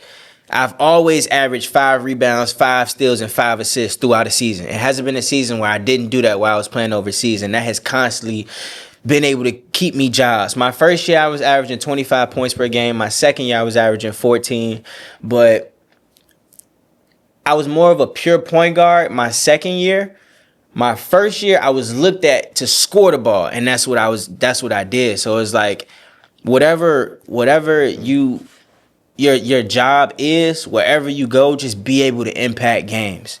Show up in those moments where you need it. Dive on the floor. Pick up 94 feet. Do the little things because they go a long way when you pay attention to detail. That's the best advice that I could give y'all. This was, man. Wonder how your mom gonna react to when she hear it. Some of the stuff that Shout out my Dukes, man. And I was gonna say, man, who else you want to shout out, man, before you go shout out my mom, shout out my pops, even though he right here. Shout out D Lee, shout out K Rock, shout out Coach Colvin Lanier, that's ABC basketball. Shout out my little brother. Shout out my family, my friends, supporters. You know, all my fans that's overseas, all my fans that's here. And just everybody that has something to do with the journey. Shout out you for allowing me to be here and share my story and tell people the things that I was never able to tell nobody. I always just kept it in just to continue to keep me going. But if I can inspire somebody out there, man, that's the best blessing, honestly. It's better to give than receive. So no, man, this was dope, man. For sure. Definitely. Everything. That last part. Keep God first on everything. Everything you do. That's one thing I can always say. I've always woke up, read my verse of the day, and prayed on everything that has came to me. Even though my trials and tribulations has been tough, without that man upstairs, I would not be the man I am today at all. And I'm thankful for the parents that I was blessed with to keep me on the straight and narrow and keep me on the right path, man. So, yeah. No. I can't follow that up, man. I can't follow that up. So on that note, you know, y'all make sure y'all like, subscribe. Sure. And like I said, this will come out, I'm guessing sometime probably about around 1st of November, because I got stuff we're sitting on that I can't even remember where we at. But I want to say about right the end of October, 1st of November, that this will come out. So right around basketball season. So it'll be fitting. And y'all just make sure y'all just hit that like, subscribe button, because that's how we keep the lights on, man. So like and subscribe. If I said something you ain't like and you got it out for me, too goddamn bad, because we ain't edited nothing. But it's all love at the end of the day, man. Y'all support this man. Support this brother, man, because just respect. It's his journey. It's his story. And at the end of the day, man, that's just what it is, because everybody got so. So like you said, if you don't like it, hey, man, just tough titty, because just know you build a bridge, get over it. Yeah, let's get over it. A great thing came out of it, though, at least. For sure. It did. If anything, get with the brother, man. Like I said, help him build. So on that note, y'all want to collab, clothes, whatever. Yeah, most definitely. Oida Collection is my brand. You can buy clothing on Oida. Oh yeah, make sure you plug that. Make sure you plug that. So, Life of KOAT came out in 2020. Be on the lookout for more music. I got a winter collection coming out. And tell them where to follow you at too. Yeah, I got a winter collection coming out for clothing. This winter coming up. Look for it around like November, December-ish. But follow me on Instagram at k.tabb3. That's where you can find me mostly. I'm not really on most social platforms, but I'm on the gram though. So yeah, follow me there. Hey, see, anything else we left out? Because I want to make sure you get that plug. I make sure everybody plug themselves, man, because that way they be like DMing me and be like, all right, this is where we at. So, all right, Chris, you should be up next. Nah, Chris, you is up next, man. Come on now. Be on the lookout for my little brother this year. He wanted. I heard a lot of things about him from Kobe. Top players. Yeah. I guess he'll be sitting in here next, y'all. For sure. Go check him out this year, Grace Christian. Grace Christian. And on that note, we out, y'all. I appreciate y'all watching the episode again today, y'all. You know, go over, make sure that y'all check out my man, rickstockel.com for any of your home buying needs. Appreciate it. Thanks again.